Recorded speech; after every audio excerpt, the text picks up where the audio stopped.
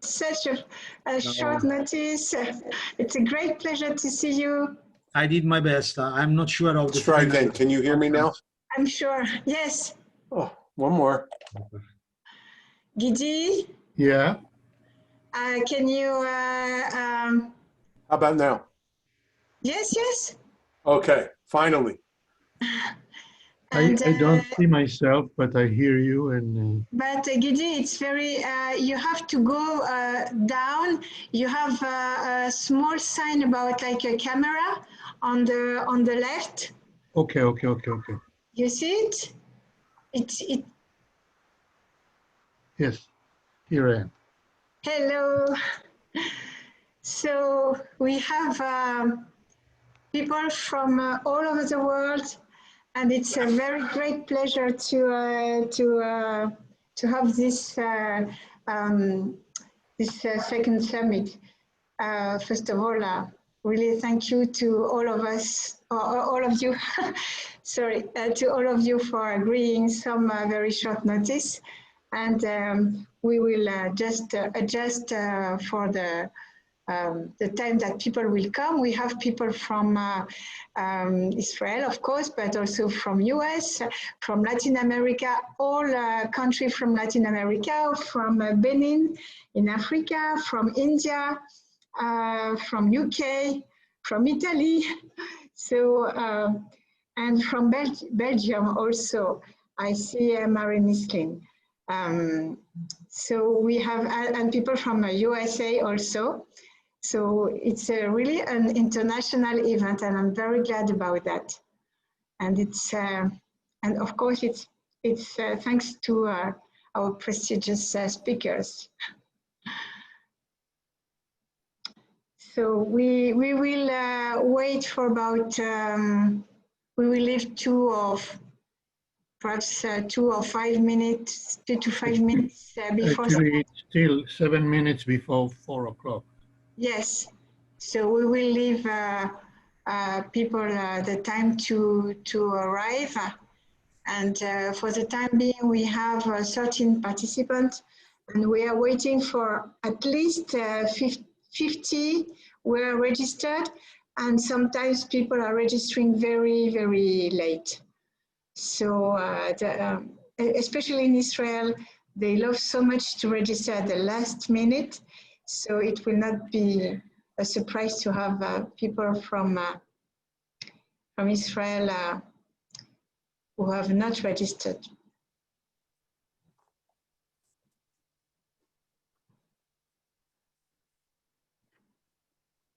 And Irene, I'm going to present in 2 parts. Yes. And should I just go straight, one part and then the next, or wait in between, or? It's the way you want. In fact, okay. I know that you have planned only 30 minutes, and that you have agreed to stay twice 30 minutes. So right. Approximately. I would have preferred to have you, Nick, and you, and after Marco.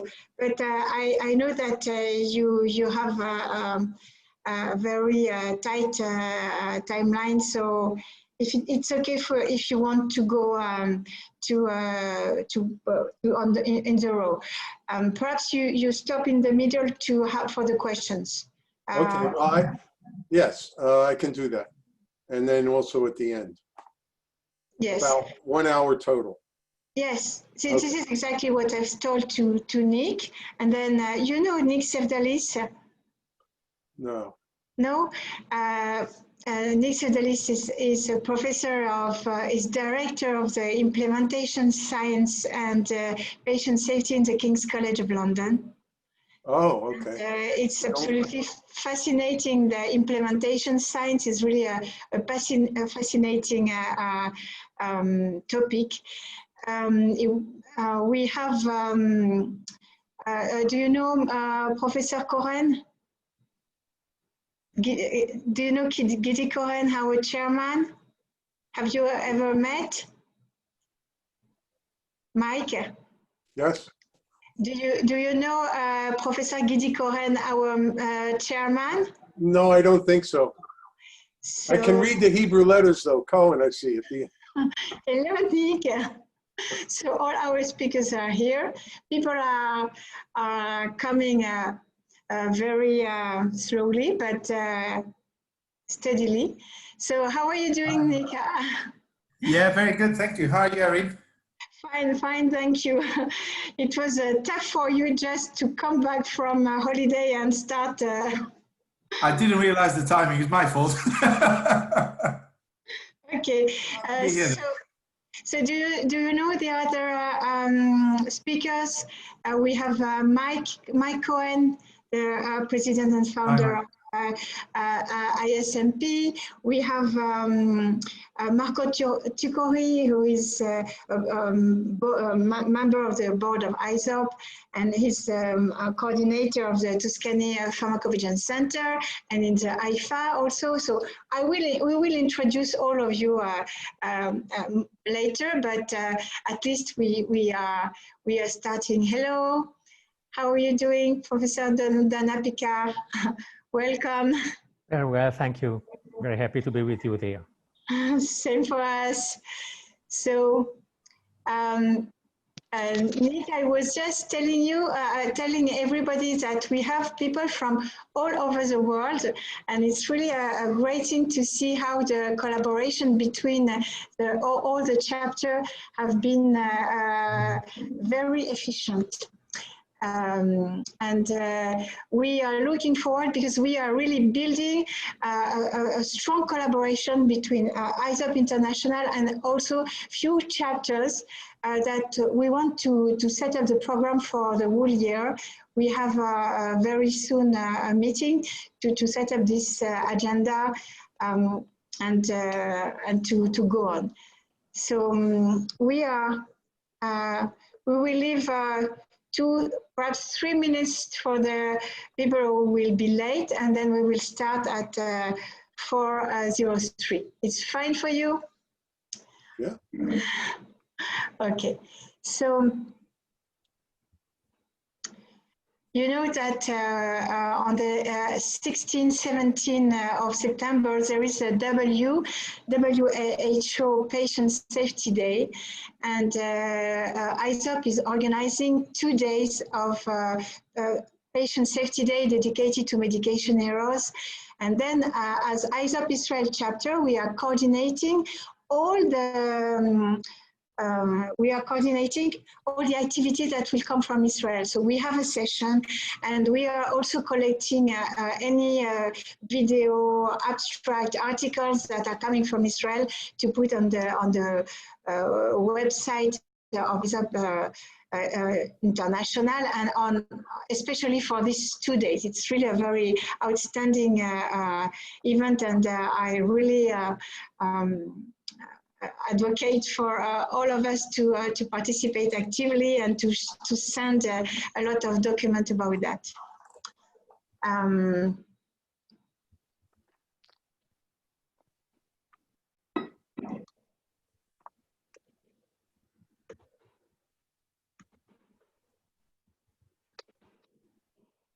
You know, it's always something that I'm asking myself, what do we do during the few minutes that we are waiting for people to come and that we are waiting for? So I think that I have to think about music, or perhaps Gidi. You know that Professor Gidi Cohen is not only a very famous pediatrician and pharmacologist, but he's also a composer. He has written songs that are really very known for all over Israel for a long time, and we can do that. We can use that time to put 1 or 2 short clips of nice Israeli music with maybe some notes about it. It's a nice idea, because you're right. I think it's 4 o'clock. It's 4:02. So, yeah, so next time you come with your guitar, and yeah. I'm very surprised that I don't see your nice hat. I miss your hat. I don't hear you. We don't hear you. Yeah, it's too hot. Too hot. I exempted myself today. Okay, because we cannot imagine you without your heart.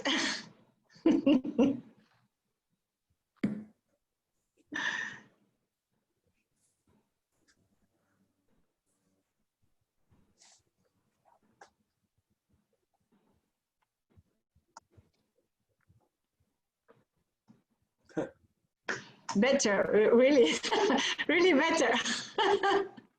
It looks good.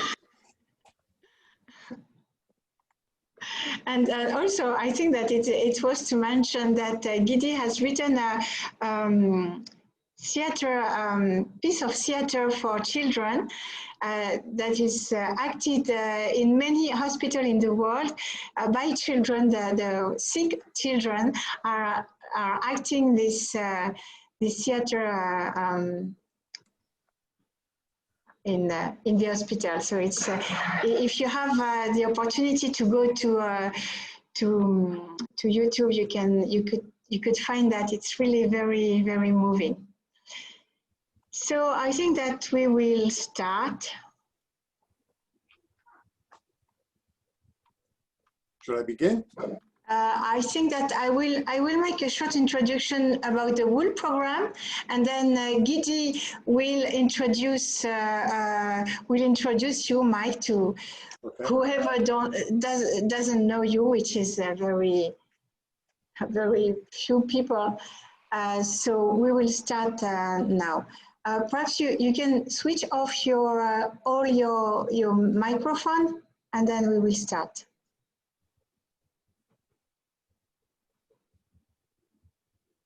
Okay, so welcome to this outstanding second summit of drug safety in the COVID era.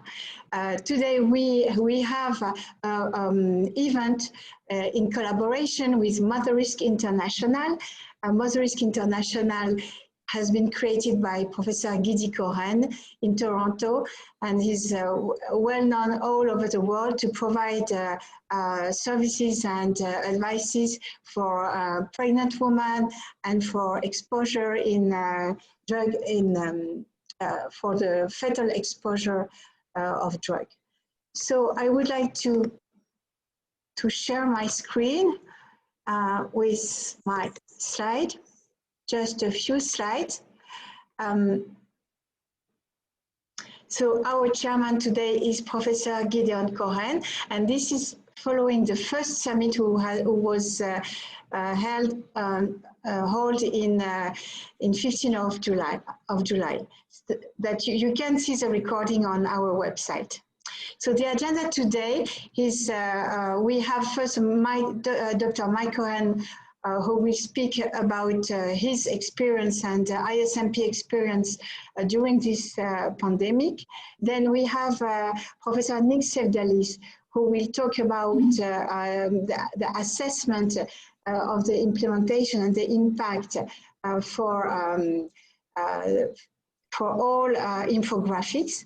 And then Marco Tucori will tell us a few things about the infodemic that is just terrible right now.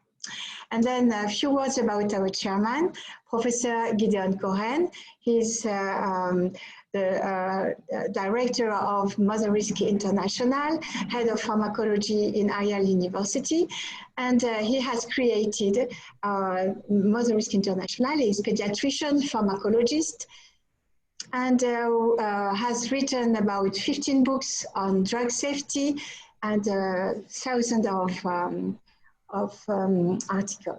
So please, Gideon, you are invited to introduce our summit. Thank you very much for your participation from all over the world. And this is all an achievement of Irene, who is really working tirelessly on bringing the world together on drug safety. Our first speaker, very well known, Michael Cohen, he will talk about medication safety during the COVID area pandemic. What have we learned in the United States And Michael, for those who haven't known him before, is the president and founder of the Institute of Safe Medication Practices. And for over 35 years, he works closely with the FDA to prevent medication errors. And of course, we are all looking forward to hear the USA experience, both because of the size, but also because of the huge concentration of medical scientists and other scientists. So it's fair to say that it's the place to learn more, and we all learn from the United States. Michael. Thank you. Thank you, Professor Cohen. And thank you, Irene. I'm going to share my slides. I hope you can see them. Yes. So I'm going to present in two parts. I figured it's probably a good idea to give a little bit of background information about our program in the United States. It's a reporting program primarily, and a lot has been accomplished, I think. As you heard, we do have a very good relationship with the US FDA, and we pretty much interact with them almost on a daily basis. We operate a voluntary practitioner or provider reporting program in the United States. And it's very different from what I see the pharmacovigilance agencies and organizations around the world doing. They certainly serve a critical role, an important role in capturing data, which we don't really capture data. We capture the individual reports, the stories, the narrative information from the practitioner directly. So they're not filling out a form. They are communicating through our website or by telephone or even face-to-face or in other ways, and telling us about a medication error that they were involved with or that they know about, or that they're worried might happen. And it might be because of a labeling issue with a product. It might be because of a practice-related issue. And basically what we do is we share everything with the FDA. That's a requirement, and I'll show you we have a legal agreement with FDA. And then we also turn that information around, not every case, of course, but for its educational value in teaching people what is going on outside in other organizations besides their own, so that they might possibly become aware of a potential problem that they haven't experienced yet, and hopefully take steps to prevent harm from occurring in their own situation from medication errors. Our total focus is on medication errors. So I wanted to do this in two parts, a little bit of background on ISMP, and then also part two, which will be most of the presentation, which will be about the information that we've collected during COVID from March until the present.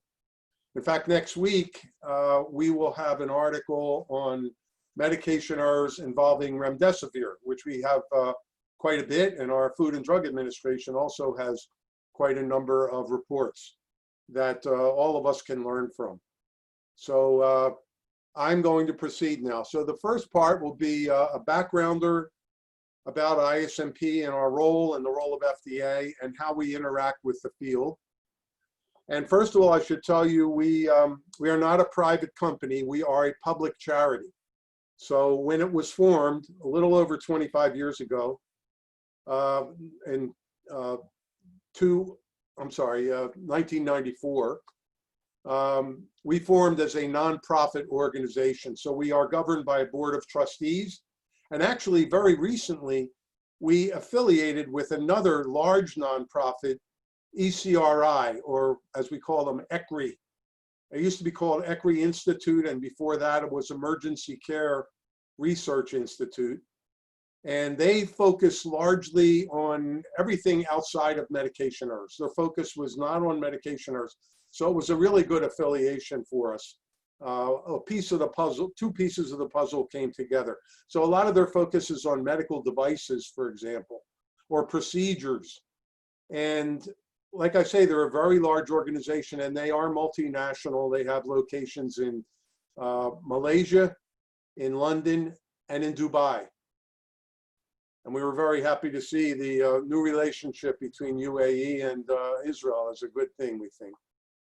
So anyway, I'm going to proceed now. So we are a 501c3 in the United States. That's a government known as the Internal Revenue Service classification for a nonprofit charitable organization. Our whole mission is to advance patient safety, and we do have a presence worldwide, not just in the United States, but most of our focus is here. We did start an organization with colleagues from Canada and England called the International Medication Safety Network. And over the past couple of years, we have been interacting a little bit with ISOP globally, but also with the medication error prevention effort in Morocco at Rabat, at the PV Center there, and also with Uppsala, the Uppsala Monitoring Center. So we have some planned activities up ahead. I mentioned we affiliated with ECRI, and in the United States, we have the good fortune of having legal status with our government.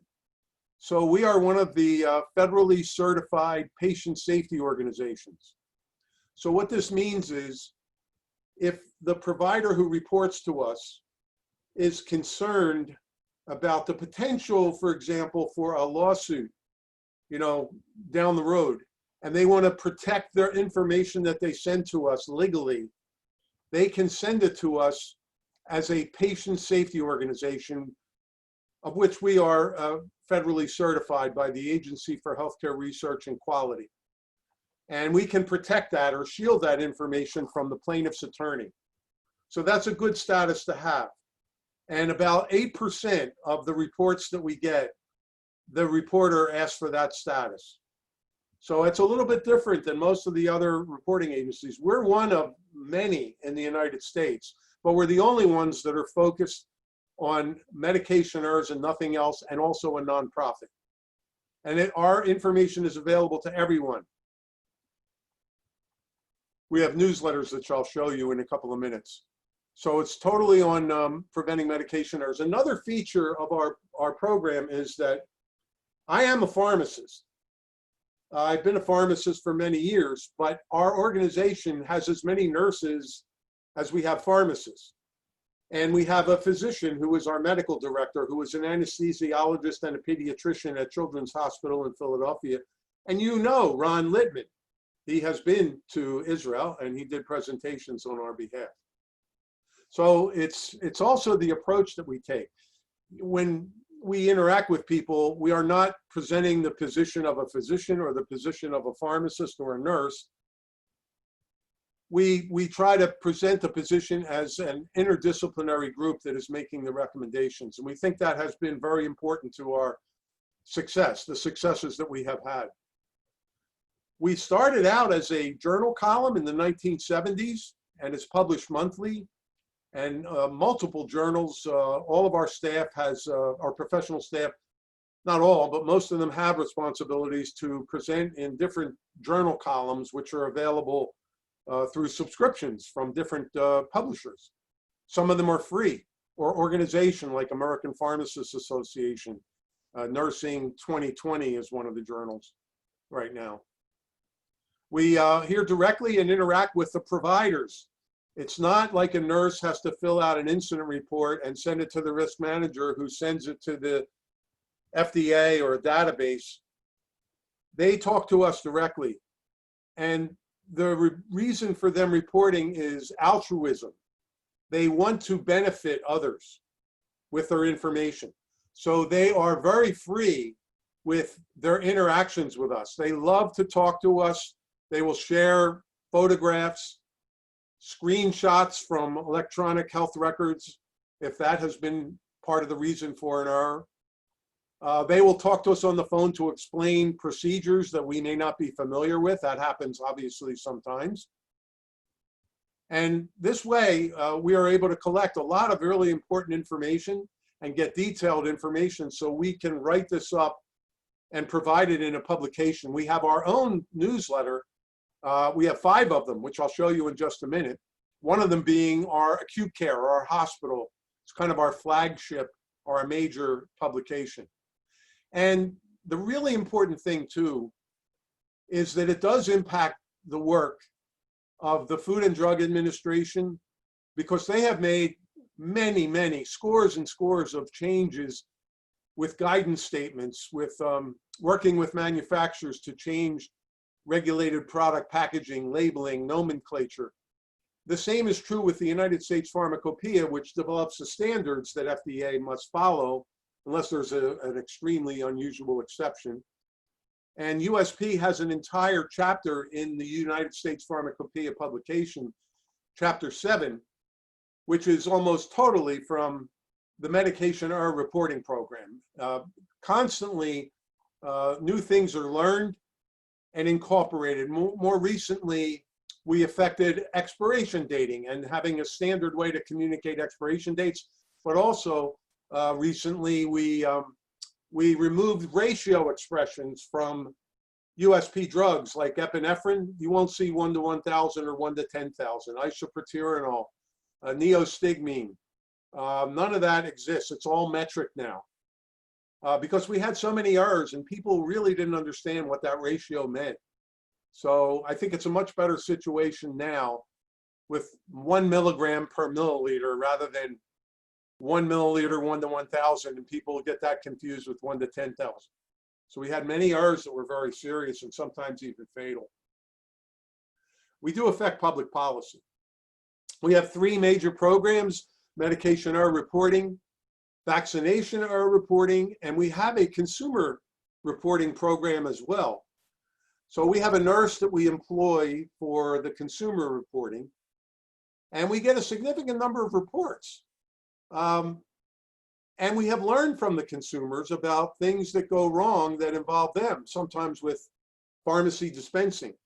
We often cannot get the details that we need, though, because the consumer doesn't know what happened behind the pharmacy counter that may have led to a medication error. However, we still learn from them. Rarely we are able to get in touch. They put us in touch with their pharmacist or their doctor, but that's generally not the case. But we still learn about significant problems. For example, right now, we have had a long-standing problem with a contact lens cleaning agent, which contains hydrogen peroxide. And we have been working to get the labeling changed and improve the product packaging, because all too often we have teenagers, adults that use the hydrogen peroxide directly with their contact lens and then place the contact back in their eye, and they get a severe burning and even sometimes damage to the cornea. They try to get the lens out and they scratch the cornea with their finger. We've had a couple of patients that have been blinded. So we learn about that from the consumer, and many other things as well, that we have a consumer newsletter. ISMP serves as an early warning system. One of the benefits, and of course, FDA is a PV center, as well as being the the drug approval organization in the United States for safety and effectiveness. But we are able to react much quicker than FDA. FDA generally has to work with the manufacturers. There may be proprietary information involved, so they can't publicly disclose a lot of the behind the scenes communications that are happening, not even to us, obviously, even though we have an agreement with them. But we can work with the manufacturer and we can interact with FDA to present our position and our recommendations. And then, of course, we can communicate the information very quickly. And I'll give you an example of that. Just within the past week, we learned of 2 incidents involving the agent tranexamic acid, which is for bleeding, where it was accidentally given instead of bupivacaine, the local anesthetic, for regional anesthesia. When this is given in a neuraxial space, it can be fatal. We had such a fatality reported a week ago. And so within, probably later today, we will develop a national alert called a National Alert Network, and we will be sending that using the auspices of the United States Pharmacopoeia, American Society of Health System Pharmacists. We use an advisory board of providers and practitioners that review within the next 48 hours. We would probably have, at least by next Monday, which is a holiday here, possibly Tuesday, we'll have something that's released, which is very quick to be able to get something out. We've done that many times, and there's an archive of these national alerts on the USP.org website. Look for NAN alert, National Alert Network. This is in addition to the newsletters that we publish on a regular basis. So we serve as an early warning system. Lots of learning and dissemination of information, and then also a lot of change. I know that this sounds almost unbelievable, but just one change alone, obviously, can affect hundreds, if not thousands, of product labeling, products where the labeling has been changed. So I'll give you an example.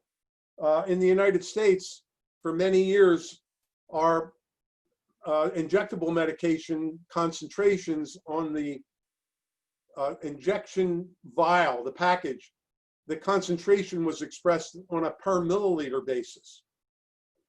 And we would occasionally have overdoses where a nurse would read the label and not notice the volume, and it might be 10 ml. So it might say 5,000 unit per ml, and in the upper right-hand corner of the vial label, it says 10 ml. So there's 50,000 units in the vial, but the nurse thinks it only has 5,000 and gives the entire vial for a 5,000 unit dose.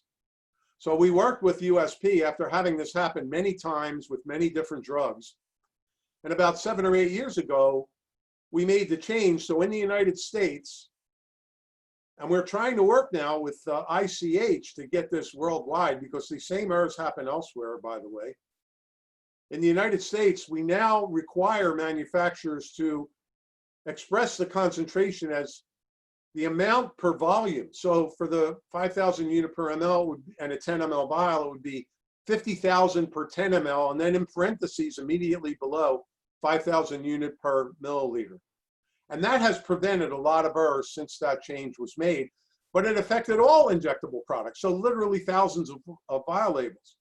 Not only that, but if you look at products taken off the market, name changes, all this going through FDA as regulated product, medication errors, it's well into the upper hundreds of product changes on an individual basis that have occurred in the 25 years this program has been operating. So this style of reporting, and I think it's one of the most important things I hope to convey to ISOP and to the organizations that are responsible for our reporting, is you need a PV center and you need an independent provider style organization that collects this information and works with the PV center to be able to collect this information, or else the PV center has to find a way to establish such a reporting program itself. It has to go beyond data. Data is important. We don't have a lot of data. We only get about less than 2,000 reports a year.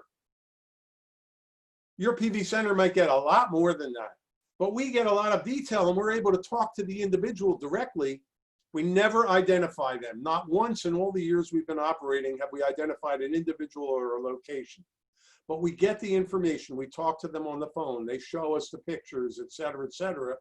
And that's how we've been able to accomplish what we've been able to accomplish. And I fully believe that this style of reporting is critical to reducing medication errors. So I wanted to make that point this morning. Then also standards and guidelines, like I said, with the United States Pharmacopoeia. So many of the standards that affect drug safety from USP standpoint go through the medication error reporting program and the information that they learn. Our change in the expiration date actually is reference to the ISMP medication errors reporting program as the organization that provided all the information that was necessary to standardize in the United States, how we express on all prescription drugs, all OTC drugs, and even supplements that are USP, how they will be expressed. It requires a 4-digit year, for example. And I won't go into all the change right now. We do have a memorandum of understanding with our FDA so that we can communicate behind the scenes. It's not proprietary information, but we may be working on a project together that isn't made public. It's not like it would favor any individual or company. It's always very positive. For example, we once developed a list of abbreviations that shouldn't be used.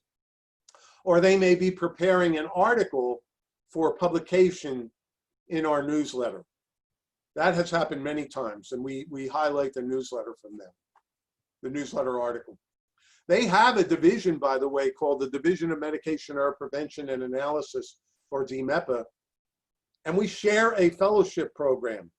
FDA supplies a fellow to work with ISMP for 6 months. They work with us full time, and then they go down to FDA and work with FDA, and after 1 year, they graduate the program.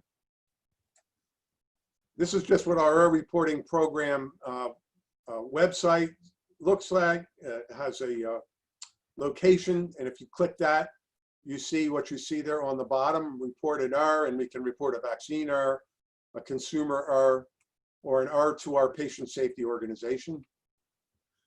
So these are what we discuss: nomenclature, labeling, and packaging. I mentioned they publish in our newsletter. We call it FDA Advise Error. And we do name the authors from FDA. You'll see one coming up soon. ISMP and FDA share the fellowship program I mentioned, and many of the guidance statements on the FDA website started with the error reporting program. So if you look at the nomenclature, that's partly, for example, they put out information to our industry, on how to safely develop a brand name or a trademark. And there are guidances that FDA has developed, including even a good idea is to have the name tested by providers in the field, to make sure it doesn't look like another name or sound like another name or so on. I mentioned we share the fellowship and the guidance statements. And then very quickly, our program works by receiving the report. Our professional staff reviews it, and we interact with one another and make recommendations to one another on how we might proceed. If further investigation is needed for sharing the lessons learned, we do that with practitioners that reported it. With FDA, we often will interact with the pharmaceutical manufacturer. They know us pretty well, certainly the larger companies, and they will help us. Also, the device manufacturers, IV devices, for example, smart pump, infusion pump manufacturers. We'll be talking about that with in regards to COVID. And then further investigation is conducted. And then we come up with what we believe are reasonable, measurable, and attainable recommendations.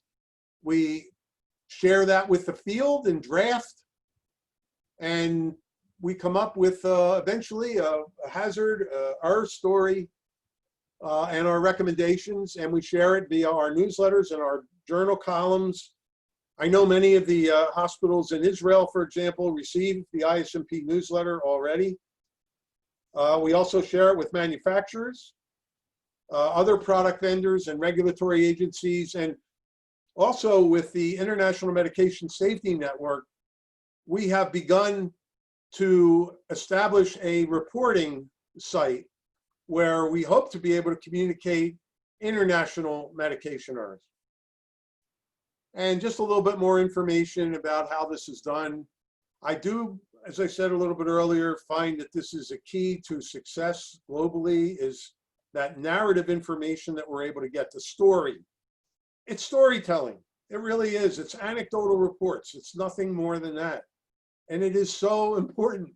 And that is what people prefer to read more than anything. What happened to the patient? Our nurses, we have to hit the nurses. They're the ones that are in the front lines taking care of the patients. They need to be able to understand. We tell them the story. We have a nurse advisor publication. I'll show you in a minute. Always confidential, never identified an individual or an organization since we started. And I mentioned how we interact with regulators. Our information comes from consumers, practitioners, our reporting program. We do get MedWatch. Another part of the agreement with our FDA is that they can send us information about the ER reporting, the ER reports that they receive. So I've just requested within the last few days ER reports on acid citrate dextrose, which is used not internally, but along with equipment for apheresis, for example, or for continuous renal replacement therapy. It's used with the equipment, not given directly to patients, but we've had some that was actually given directly to patients with adverse effects. Look-alike bags. We wanted to know more, and I request from FDA, and they send me the reports redacted. That's a special thing that we have based on the memorandum of understanding that we have. And then any other sources where we learn about medication errors, even a newspaper clip is enough for us to try to get in touch with the organization or even the journalist to find out more information and be able to share the story. So we've been able to do that. We do have ISMP in Canada, Spain, Brazil, and the International Medication Safety Network. And our output is to practitioners, organizations, consumers, regulatory, and industry. These are the newsletters. I just have a couple more slides. We have one for long-term care. We have one, the nurse advisor. We have over 1 million nurses that get this. This is free. We have, you can sign up for it on our website. This is our acute care. That's a subscription basis. But we believe we have every hospital in the United States.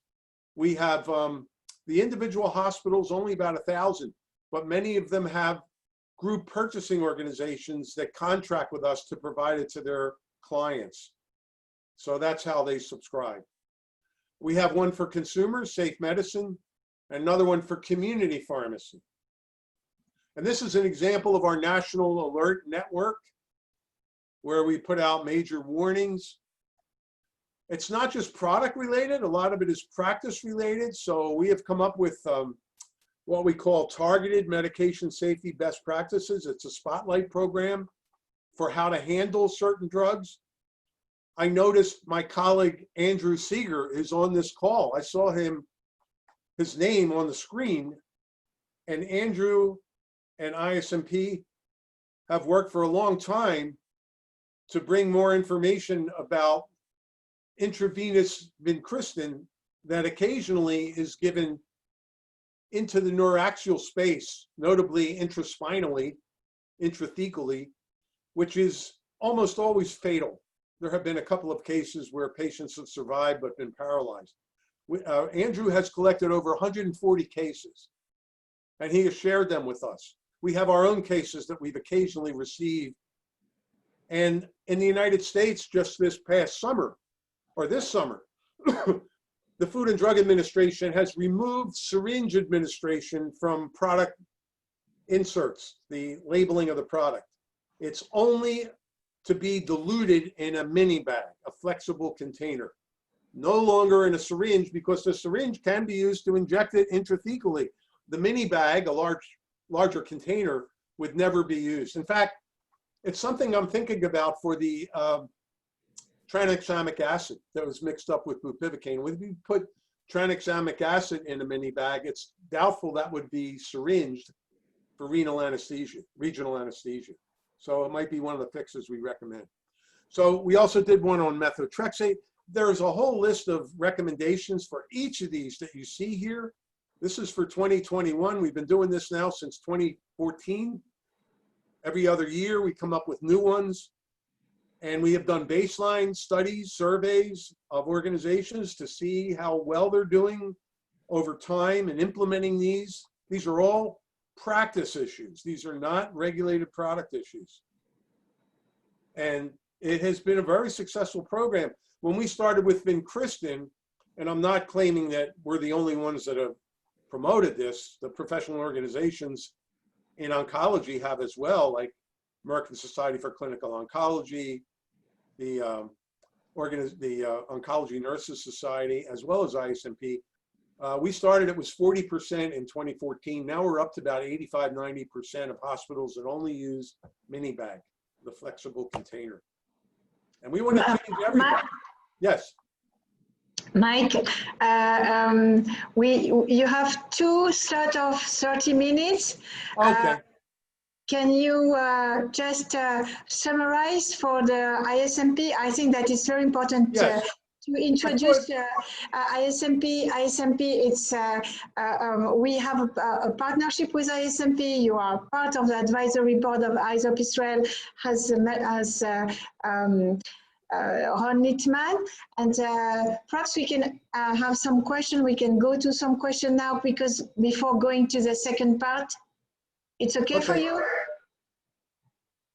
Are there any questions?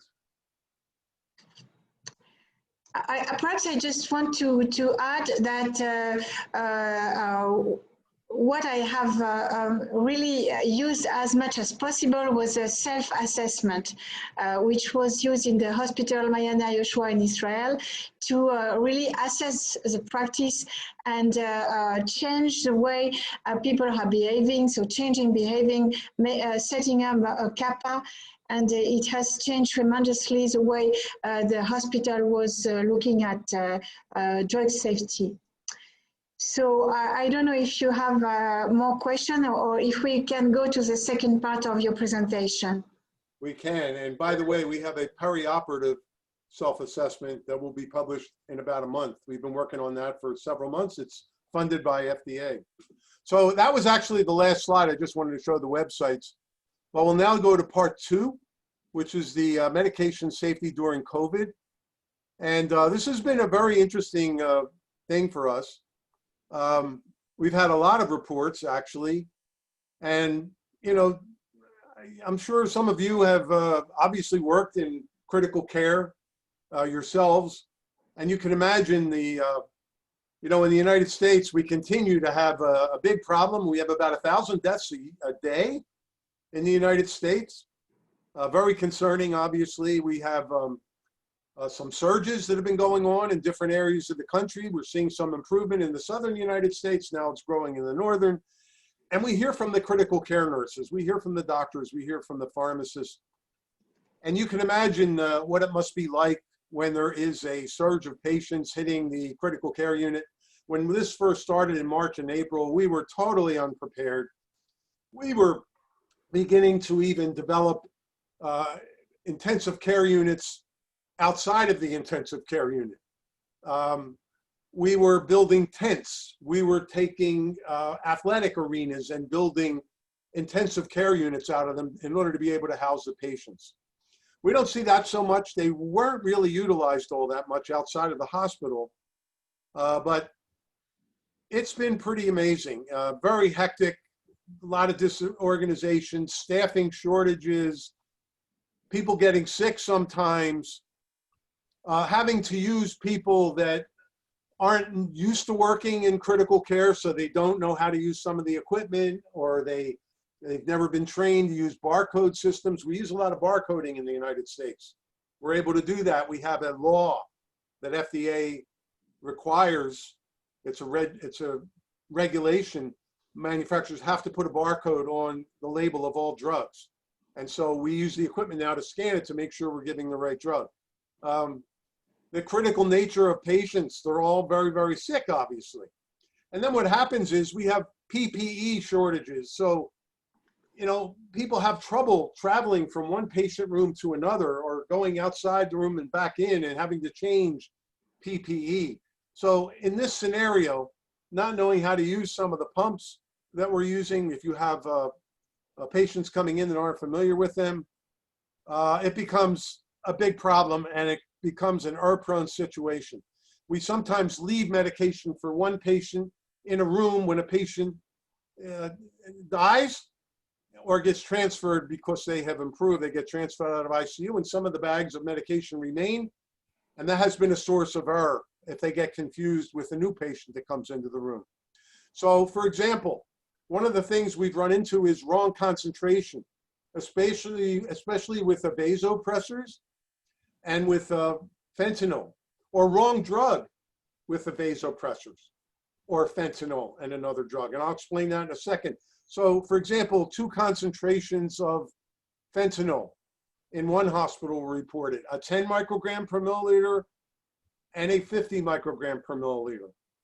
And obviously, in one of these cases, the wrong concentration of fentanyl was hung.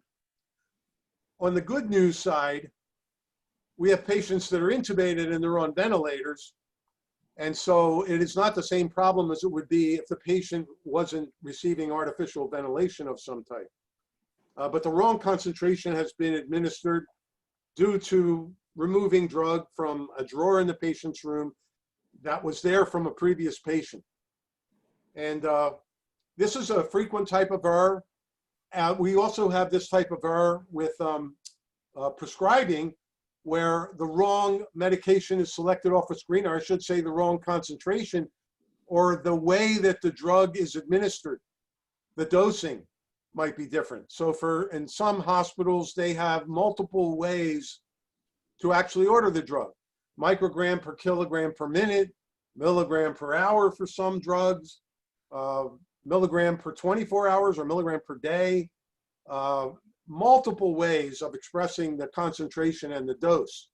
And if the nurse chooses the wrong one, fortunately we have smart infusion pumps. I don't know, how well they have been implemented in other countries. We know some countries use them. In the United States, we've even integrated them in hundreds of hospitals with the medical record, the electronic health record. So when the doctor prescribes them, they will actually get an alert if the concentration is too high or the rate of administration exceeds a certain parameter that's been built into the system. So this is all developed over the last 20 years or so, 15 years. And it is a way to prevent errors, but we do have these errors that still get reported because, as I was saying earlier, sometimes the nurses that are taking care of the patients have not been properly trained to use the equipment or avoid using the equipment. Another issue is alarms. Again, you could have a pump alarming in one room and a nurse might have responsibility for more than one patient. And there's generally only one patient in the ICU room, so it may take some time for the patient to go, leave the room, remove their PPE, and then don again and go into another patient's room. That doesn't always get done either. So a lot of disorganization is taking place when there are surges, and we have those kinds of reports reaching us. So we have some recommendations that I'll get to in a minute. This is the wrong concentration. A lot of it has been due to similar labeling. You can tell people to read the label all you want. Sometimes when the labeling of products is very similar, people suffer confirmation bias. They believe that what they have is what they expect to have. And unfortunately, they pick up the wrong container. So here we had an issue with a patient with hypotension. This was a fatal event. A patient with severe hypertension.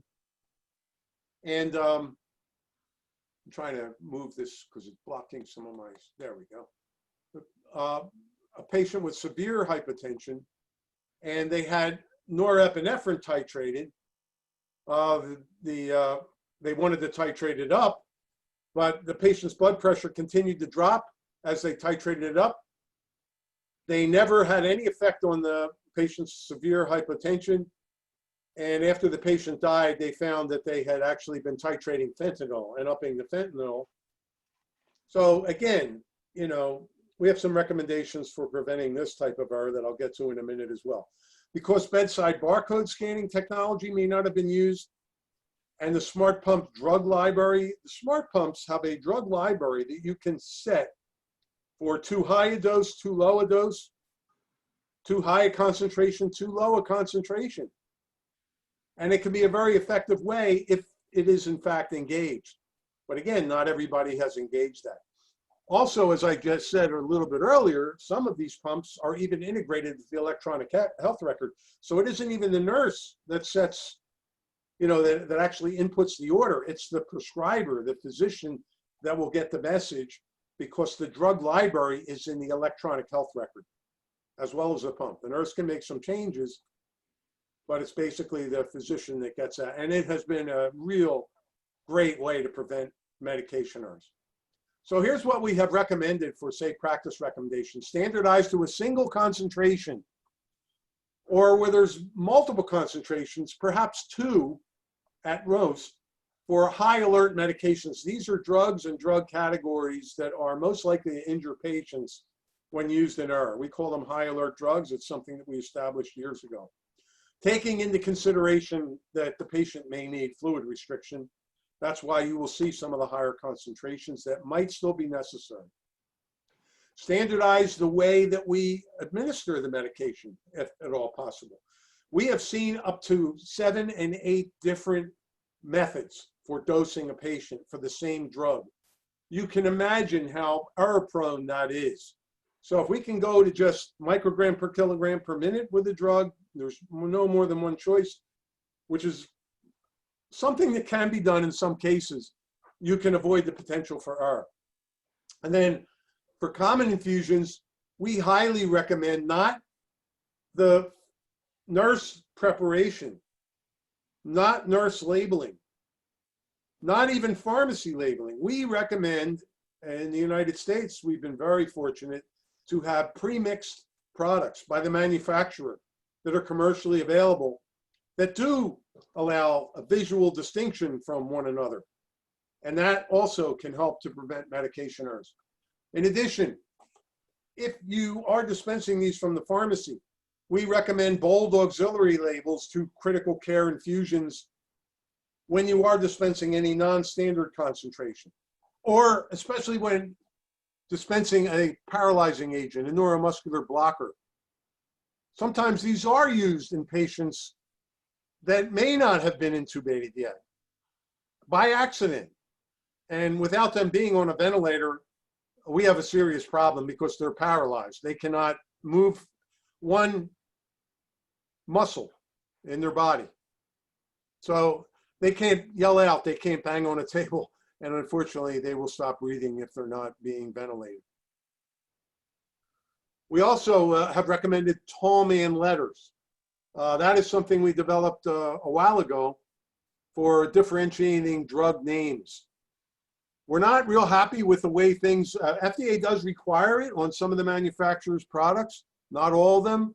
We're looking into better ways like using color, using bolding, using uppercase, using italics for those unique letter characters. We need some research done. What is the best way to present this? But in the meanwhile, we do use those unique letter characters. In a drug name, we use uppercase, and we do prefer bolding even in the electronic health record to help differentiate the name. Then labeling all lines leading to the patient, both at the distal end and the proximal end near the pump, so that you could identify which line is going into the patient if the patient is in the room. Another thing that we have always recommended, especially for certain critical care drugs like insulin, not all critical care drugs, not all high alert drugs, is an independent double check. So for example, if you do a calculation, one person calculates the dose or comes up with the flow rate, another person separately, not working with the first person at all, does the same thing and comes up with the same exact dosing recommendation. That's an important way to prevent medication errors. There's also the independent double check that takes place when pharmacy is dispensing and nursing checks their work. That's another way, if they're dispensing the commercial bags, for example, or even the pharmacy prepared bags with a pharmacy label on it, an auxiliary label. So one of the problems, again, was related to the personal protective equipment that, unfortunately, if it's at the bedside, that meant that 2 people had to go into the room. And we were having a real problem, and even still do in some locations, with the gowns and the gloves and the N95 masks and so on and so forth. So this became a real problem, and it eliminated some of the double checks that we would normally use, for example, for insulin or for IV opioid. and we were abandoning them, unfortunately. So what we did do was we did recommend, a lot of hospitals were doing independent double checks for every high alert drug. We thought that was not a good idea, especially in light of COVID. So we recommended fewer independent double checks strategically at vulnerable points. We could still do them in the pharmacy. You could even use video conferencing technology. So you could have a pharmacy technician working in the pharmacy preparing IVs and a pharmacist working at home with a camera, and the pharmacy having a camera. You could independently check the pharmacy technician's work. So that was a help. The technology can reduce the number of people that were absolutely necessary for double checks. And that could even be done in the critical care unit. And so this was one way that was recommended, and some hospitals did that. Positioning, this was a really interesting one, and I want to spend a little bit of time with this because I thought it was crazy when it first started. I'd never heard of this other than in MRI, in magnetic resonance imaging. Of course, you can't bring an infusion pump into the room where the magnet is. If it has metal parts, it's going to be attracted by the magnet, and it could even kill the patient if it hit the patient somehow. And it would certainly destroy the equipment. So they do have pumps outside the room, and they use long extension sets in radiology where they have MRI being done. And somebody got the idea somewhere along the line that you could reduce the need for PPE and do a lot of other things that would be very helpful if the pumps were not at the bedside, but were outside in the hallway. And you used extension tubing to run an infusion from the pump to the patient, to the patient's IV. And that started to really pick up. So we went from pumps in the room to pumps in the hallway. I don't know, I'm pretty sure that probably happened in Israel, but I never got any information back from Israel. So I don't know that that took place for sure, but it is very, very common in the United States. It allowed reduced nursing staff exposure to COVID-19 patients. They could change an IV bag. They could respond to an alarm. They could look at, pump information. So there was a real benefit without having to go into the patient room and obviously conserve PPE. In fact, you could even have a nurse that wasn't caring for that particular patient. They might be walking by and the pump's alarming, and the nurse knew what to do immediately, so it didn't have to be the patient's nurse, which was a real help. They could, fix a problem, for example. And that's what happened. So it was really helpful. And so we had pumps outside the hallway. This is a picture we took not far from our offices in Pennsylvania in the US, in a hospital, and you can see how the pumps were all outside in the hallway. And it would have extension tubing generally running underneath the door, and you needed probably about 15 feet for some patients.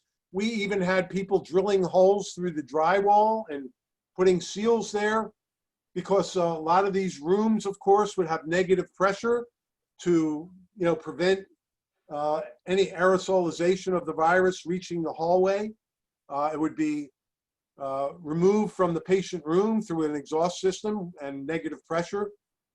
So they would even have a seal. We even had one hospital that told us they didn't use extension tubing. They had the primary pump tubing running right to the patient because they moved the patient's bed right up against the drywall. And they were able to do that. So a lot of unique things happened, and patients providers really started using their head and came up with ways to prevent a lot of problems. Now, there were different types of tubing. There was large volume tubing, what we call macro bore, where you could run it pretty much without worrying about what the rate was. But that had a lot of volume, so it would take, depending on the rate, it would take some time for the medication to get from the bag outside in the hallway on the pump to the patient. Or you could have small bore tubing or micro bore tubing. There are different sizes of the inner diameter, and that would have a much smaller volume, so it could get to the patient quicker. But if you started running it above about 300 milliliters per hour, the pump would stop running. You would get an alarm, an occlusion alarm. The other thing that happened was we used splitters. So you generally would only have one length of extension tubing on the floor from the pump. You would cover it with chucks. You would tape it down. It wasn't the most sanitary way to do things, and it was always a tripping hazard if it wasn't taped. But it was necessary. And when you did things in balance, that was decided upon.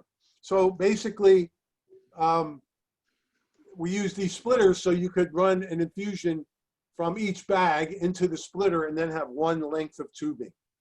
And you could run, several, 3 or 4 of these infusions that way, one piggyback, for example. Labeling tubing inside and outside the room was important. Infusing compatible medications, so pharmacy had a role here in helping. Many of the operations had critical care pharmacists, but unfortunately there was a retreat during COVID where they were working not in the critical care unit, but outside, maybe in the pharmacy or maybe even at home. Some of that continues to this day, by the way. Like I said, issues with tripping.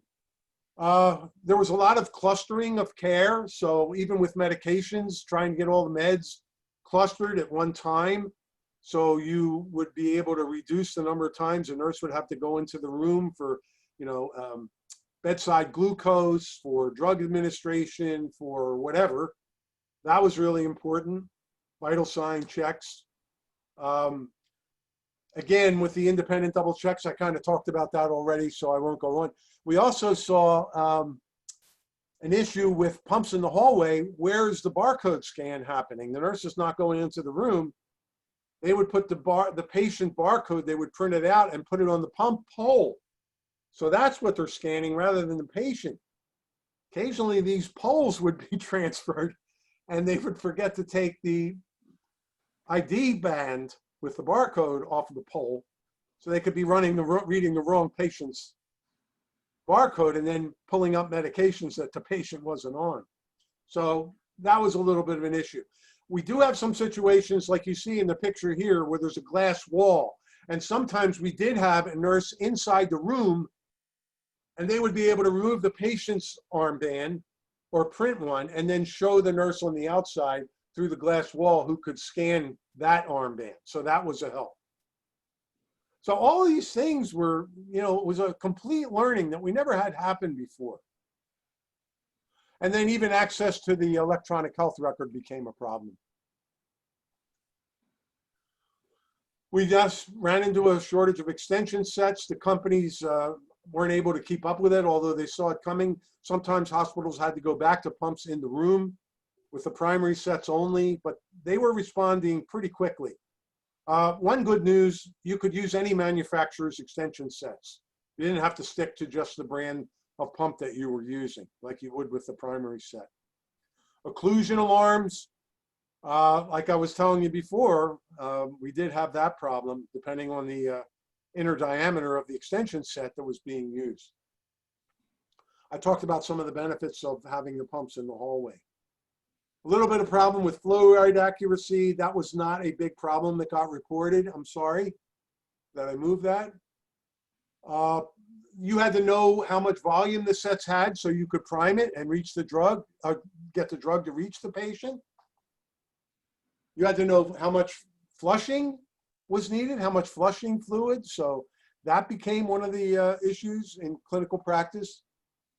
I talked a little bit about barcode scanning and the armband, and then having people that were not familiar, like a lot of nurses from the OR where barcoding wasn't used, would be working in critical care, and they just avoided using the barcode because they didn't know how to use it. And we had some medication errors reported for that reason. I talked about some of this. Oh, another thing. When they put the pumps outside in the hallway, they used to have to run extension plugs because there weren't enough plugs right near where the pump was. So that became a tripping hazard as well. Some of the units themselves were negative pressure. And there was even negative pressure in the hallway. So they had to be really careful about how much could come out of the room. A lot of organizational planning was necessary. A lot of problems with pump shortages that we ran into. We started talking about maybe even running some of these by gravity, maybe getting not smart pumps, but maybe syringe pumps were located somewhere in the hospital, or non-smart pumps without the drug library.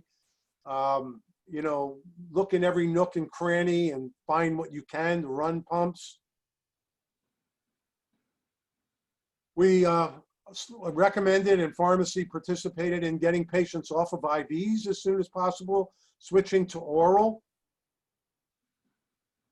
Anybody on hydration, we started using PO, oral, instead of hydration IV. Less sets would be used, less extension sets maybe. Consider change in IV set duration policy. So one uses 96 hours, the INS standard, and our CDC recommends 1 week for changes. So a lot of hospitals went to the 1 week recommendation. We started using IV push instead of pumps for some drugs. We made recommendations from guidelines that we developed and are on the IV website for safe practice for IV push medications. We also recommended telling nurses over what period of time the IV push should be given, and putting that on the medication record as well, in the electronic record. Using pre-filled and ready-to-administer syringes and bags, as I said before, that has been a major improvement in the United States over the last 20 years. Rather than having pharmacy have to make, and pharmacy risking making errors, it presents a much better label in most cases, or even dual labels, one with pharmacy and one with the manufacturer. So the nurse can match both and use the barcode on the container. And then consider issues when giving injections via Y-site connections when the pumps are outside the room. We wanted to make sure that the drug would reach the patient. I mentioned that we started talking about administering some drugs by gravity. That was unusual. We hadn't counted drops for a long time, but we do have some sets in hospitals that, it's 10 drops per milliliter or 15. So you could come up with a rate by counting drops like we used to do in the old days. That was a recommendation where you couldn't get enough pumps. We use volumetric tubing, like we call them Buratrels or Solusets, where you have a chamber with maybe 50 milliliter or 100 milliliter, and you can see the volume on it and infuse that over time. We also used elastomeric pumps, that squeeze the fluid into the patient based on the properties of that elastomeric pump itself and an orifice through which the flow runs on a device, how rapidly that fluid can get to the patient. And some hospitals use those types of devices now. I have a few more slides. Hypodermoclysis, hardly ever use that in the United States in hospitals, but we actually recommended that.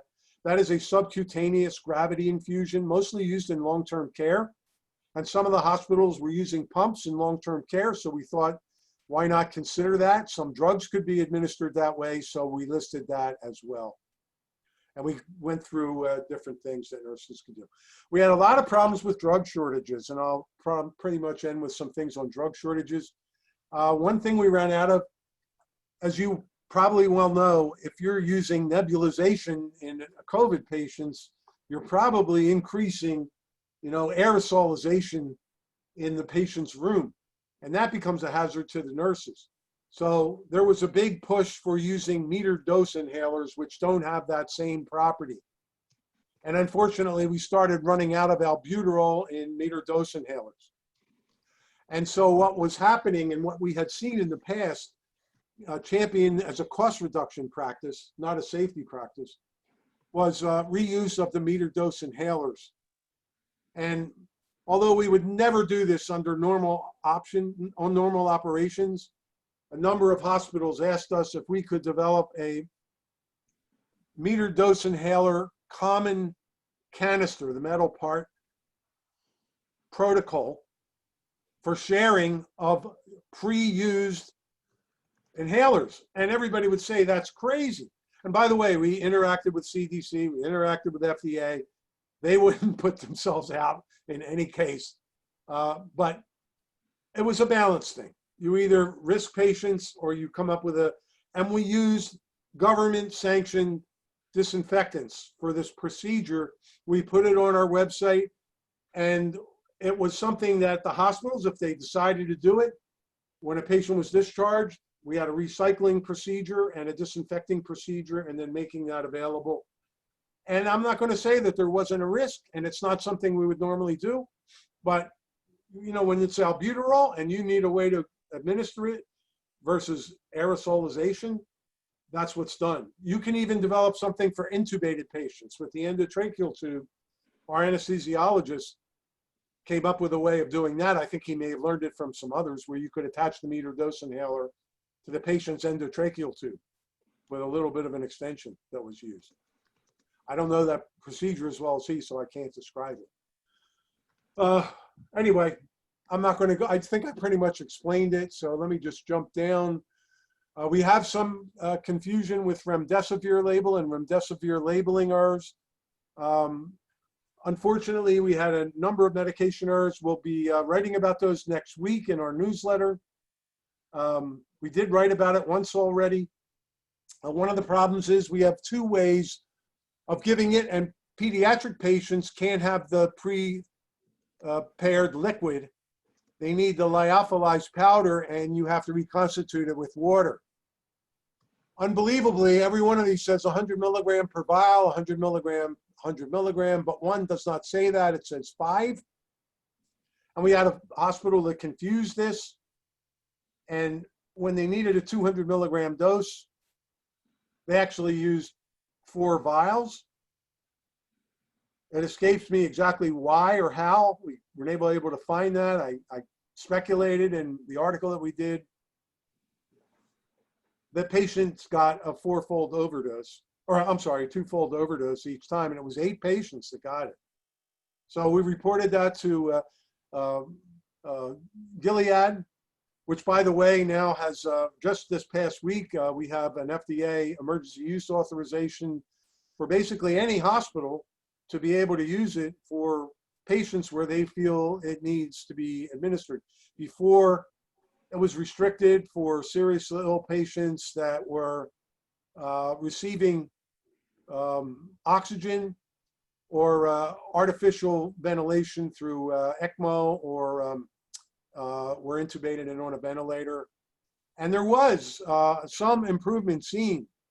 Now, you know, that people have been moving away from that a little bit. There's a new drug brand name too. Veklury is the name, by the way. They just came up with that, and that is in the latest information. We'll have that in our newsletter next week. Finally, and I'll stop with the with this. Everybody knows about the problems with hydroxychloroquine and chloroquine, and the shortages that we ran into here in the United States. Some for political reasons, which was very disheartening to run into. And we actually ran into some problems that were reported where, because of the very long half-life and the recommendation that the drug be used in conjunction with azithromycin, which also can prolong the, or has a long half-life, and can further contribute to prolonged EKG or QT interval on the EKG, putting patients at risk. We actually had some reports where cardiac arrest occurred. So we put out information to remind people, you got to ask if they were on azithromycin as an antibiotic recently, because that actually happened, and they put the patient on it, even though they weren't putting the patient on azithromycin. They had been on it as an outpatient. And so we had a patient with cardiac arrest. We had other issues as well. You know, you're free to use these things. I did have, I forgot a couple other things, I'm sorry. We did do a lot with having pharmacists verifying orders, trying to set up the times to cluster the doses that were administered for the nurses to save them going into the room, or PPE. You know, extending the length of the administration sets. There's another thing for some of the drug shortages we ran into. In the United States, we used a lot of propofol for sedation for patients in the ICU. We always did that. But we always had a 1%. all of a sudden, Fresenius Kabi, because of the drug shortage, they imported at 2%. So everything had to be cut in half. The infusion rates had to be cut in half. The amount of dose that was being given had to be cut in half, because now you have twice the concentration. So we put out a lot of alerts on that. That's out there now. I haven't had any reports, fortunately. We did get, the company did agree to put stickers on it to remind people this, you see the yellow caution note that this is 2%. Another thing that we had was distribution of neuromuscular blockers, because in the United States, all of our neuromuscular blockers have this wording on the cap of vials, warning paralyzing agent. And it kind of sets it apart from other drugs. But all of a sudden, the manufacturer overseas, because we ran into a drug shortage for several of these neuromuscular blockers, they started producing them for companies here in the United States, but they weren't able to get these caps. So they made them without that warning on the cap. And then when you store it in a cabinet on the nursing unit, or even in the pharmacy, it can look very much like another drug that has the same color cap. Some of them were yellow, some of them were gray, some of them were a brownish color.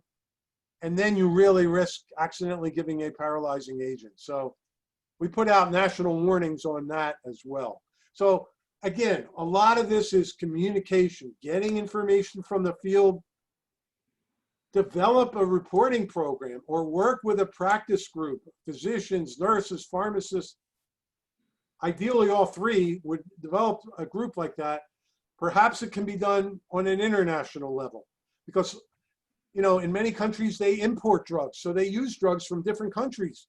Maybe we could work together and develop an independent program that would serve the needs of several companies. We're looking into that with IMSN, as I told you. Anyway, I'm going to end it there. I highly recommend that independent practitioner reporting, because that's where all this information came from. And that's how we and our FDA and the manufacturers have been able to do a pretty darn good job, I think, at reducing the risk of medication errors in the United States. Thank you very much, Irene. I'm sorry I went over a little.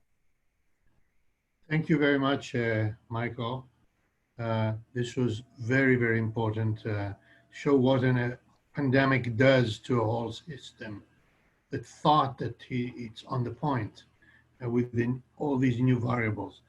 Just because of time, we'll move to Professor Nick Savalis. The talk is about a very important topic, the impact of patients' engagement on infographics to report adverse events. And Nick is the head of the Center for Implementation Science and Patient Safety at the famous King's College in London. Please, Nick. Thank you. Mike, if I could ask you to stop sharing so I can bring up my slides.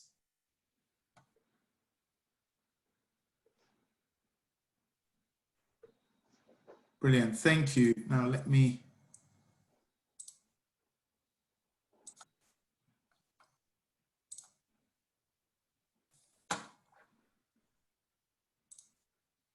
Okay, can you see this? So Yes. people are nodding. Brilliant, thank you. Well, thanks very much. What a great pleasure to be with you guys today, and to have met some of you around this time. I think it was July last year when we were physically rather than virtually together at the meeting that Irene and her team led and hosted, which was a real pleasure. So we have to work virtually these days, but also this is an opportunity to exchange ideas, experiences. What a great presentation, Mike. I really enjoyed this. A lot of human factors and design related issues in what you've described, some of which I've worked with and seen my own sort of research in the past. But you guys are now on for something a bit different, because when we spoke with Irene about the contents of this session and what might be useful to cover, what we discussed was to talk a bit about the elements of behavior change, how you evaluate implementation of various tools. And Irene, I know, and a few others were very keen on how we look at the patient side of things and how can we actually evaluate what is the real impact of the reporting the patients might be engaged with. And very kindly, Irene, you shared some examples of recent attempts that have been made. So I use those as examples to share with you briefly some very practical methods that I have used, other people have developed. These are not things I've developed myself. I'm using them in our own practice and research. In fact, we're using a lot of the methods that you will see in the next sort of 20 minutes or so. I'll show you in the next 20 minutes or so in evaluating the COVID response in the hospital that I'm responsible for, which is a mental health, one of the largest mental health hospitals in the world, the Maudsley Hospital in South London. But I'm not presenting anything to do with mental health. I will present examples around medication sort of adverse events and the specific interventions that we've discussed. You'll see on the next slide. So here's an outline of the next sort of 20 minutes. The key issue is how could you measure very pragmatically and very practically the success and the impact when you implement a sort of patient-driven interface or a patient-driven intervention to learn more about anything to do with the usage or adverse events or safety issues with drug utilization. So there's three things that I want to cover. If you think about three different sort of components of the talk, one is what's called the theory of change methodology and the visual aspect of this, the visual mapping that it allows, which is called the logic model. So I'll show you examples of that. I will then share some very brief and therefore I think quite practical validated measures that you can use to evaluate the success of your implementation. So how acceptable, how feasible, and how appropriate your patients and indeed the providers are finding these interventions and do so quite simply and briefly. And lastly, I will show you an online available resource for you, which is based on theory around why implementation works and why it might fail. I will talk you through how you could set up interview studies, so collect qualitative data to evaluate the same questions. And then hopefully we'll have some time, if time in the program allows, to reflect a bit and think about how these things might be used in your setting. So these are a couple of the examples that Irene, if you remember, you shared with me in July, and we talked about them. So these are the sort of things, these are sort of flyers that encourage patients to undertake certain behaviors. The one on the right, if you look at the pointer here, is basically directing the patients to the use of this app, My E-Report, and it has a flow chart that explains to the patient what they need to be able to do once they've experienced an adverse event. And very nicely at the bottom, it also provides a rationale for why this is important. The one on the left, you will see that's from sort of ISOP Central, as it were, and it gives us sort of, again, there's 4 blocks on this, highlighting to the patients what they need to sort of pay attention to. So that's the sort of thing that I'm interested in for the purposes of today. The methodologies can be used for all sorts of interventions, but let's think about those things. How do we know whether using any of these things or producing any of those information leaflets or flyers actually works? Does it make any difference? So when people ask this question, I think that the thing that I would personally encourage everybody to think a bit more about is what do we actually mean? What do you really want to know? So the first thing one might want to know, and these are the 3 bullet points here in blue are the sort of is a short list of things that you might want to know. Are patients actually following the advice? So once you've given it out to them, or once they've seen it written somewhere, are they doing anything about it? If not, though, why not? Because you want to know what the barriers might be in order to address those barriers. If they are following the advice, well, that's great. But again, you've got to find the reasons that are driving these behaviors, because you need to be able to reinforce those things so they don't sort of fade, they don't fall away from you. But another question that you might want to ask is, we've just seen a great presentation about what happens within an acute hospital. And we know from the evidence base that patients rely a lot on advice and encouragement from health providers when they engage with their own healthcare and their own safety. So do the health providers within your hospital, within your region, indeed within your service, encourage the patients to follow this advice, or they just put a flyer out there on the desk and they don't really interact with the patients anymore? And again, if they do encourage the patients, why do they do that? How can we reinforce that? If they don't, can we make it easier for them to do so? Can we understand what the blocks might be? But lastly, if the patients follow all this advice, does it make any difference? And then it's a question I'm proposing to you to think a bit about: what is the actual difference that you want this to make? Do you want lots and lots of events being reported, or incidents or adverse events reported by the patients? But to what effect? What do you want to do with those? I mean, ultimately, we're talking about improving the safety of medication administration when it comes to the patients and utilization, if the patients are taking this at home. What is the ultimate objective? We need to make this quite clear. And the evaluation that you can think about, to answer the question, I would propose to you, it really depends on which one of these questions you might wish to answer. So the first, if I manage to move my slide, there we go. So the first method that I want to briefly present to you is the so-called theory of change methodology. This has been developed not only within health. In fact, its origins are within international development. So the people who spend millions, or rather billions of pounds, dollars, shekels, euros, whatever it is, in international developments, where you cannot really have randomized controlled trials, they really wanted impact evaluations and wanted to find out whether all these billions are actually making a change and making a difference. And healthcare then adopted this methodology. The methodology is pretty simple in some ways.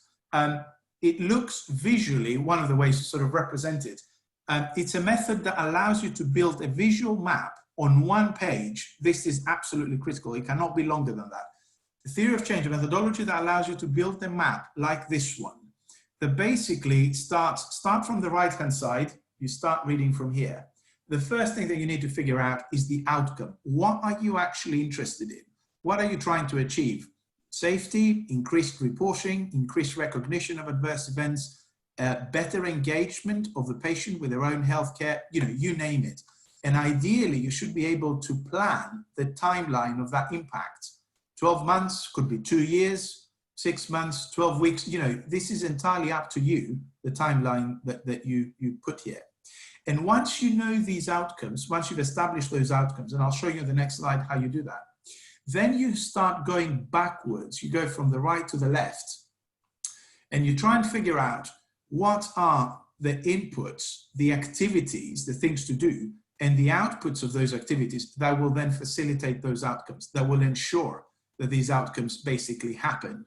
So if you want patients to, if your outcome is to have better patient engagement with the safety of the drugs that they're taking, the safety of their own care, what are the inputs into this? The knowledge, for example, that has to be present, the interest, the motivation that patients need to have to do that. What are the activities that will then need to happen? Patient education, production of leaflets, like the ones we've seen, production of apps through which the patients can report on adverse events and so on. And if these are in place, what are the outputs? The output might be improved literacy around safety. The output might be improved engagement around safety, which in turn will give you the outcome that you want. So this is effectively a logical sequence of things that need to happen in an order so that you eventually get to the outcomes that you wish to achieve. Now, how do you get to this map? How do you produce this logical map, the logic model? What you do is before I say that, why you do that first, the reason you're doing this, the benefits of, and I'm just summarizing a lot of information in a single slide, the usefulness of a theory of change methodology is basically that it allows you to clarify what you really want to know. What do you want to evaluate? And interestingly enough, when you start using the methodology, you'll see that when you think that everybody in the room has the same idea, you very rapidly find out that people may or may not have the same idea. The methodology allows you to basically explore and agree on what it is that you're trying to evaluate. You're able to identify actions and the processes that you theorize, that you hypothesize, you expect they will lead to those goals. So you have an explicit, the reason it's called the theory of change is because you theorize how the change will happen, you see. So you don't have to bring in any big theory from psychology or sociology or elsewhere. It's your own theory based on your own expertise and evidence as to how these goals will be achieved. It also allows you to clarify your assumptions about how the interventions will work. So you might assume that training is required. You put the training in there, you deliver the training, you find out the training is totally useless. It wasn't training that was needed, it was motivation, because people had all the training they needed, they just were not very keen, they were not very interested in engaging with these behaviors. So once you put all of these things down and you start being able to test them, you're able to test your assumption. It allows you to consider the barriers and the drivers to the implementation process, to that logical sequence that I showed you. And it offers you a blueprint as to what to evaluate. If you look at the previous slide, there's a very clear distinction here between the outcomes to be evaluated on the right-hand side and the process to be evaluated, which is basically the process of implementation.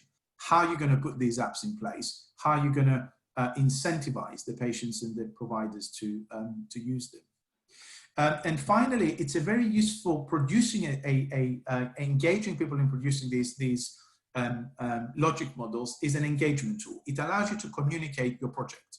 It allows you to bring people into your project and make them as sort of a part of the team. And that includes patients and their carers and members of their families who are very important stakeholders in interventions like the ones we're discussing here.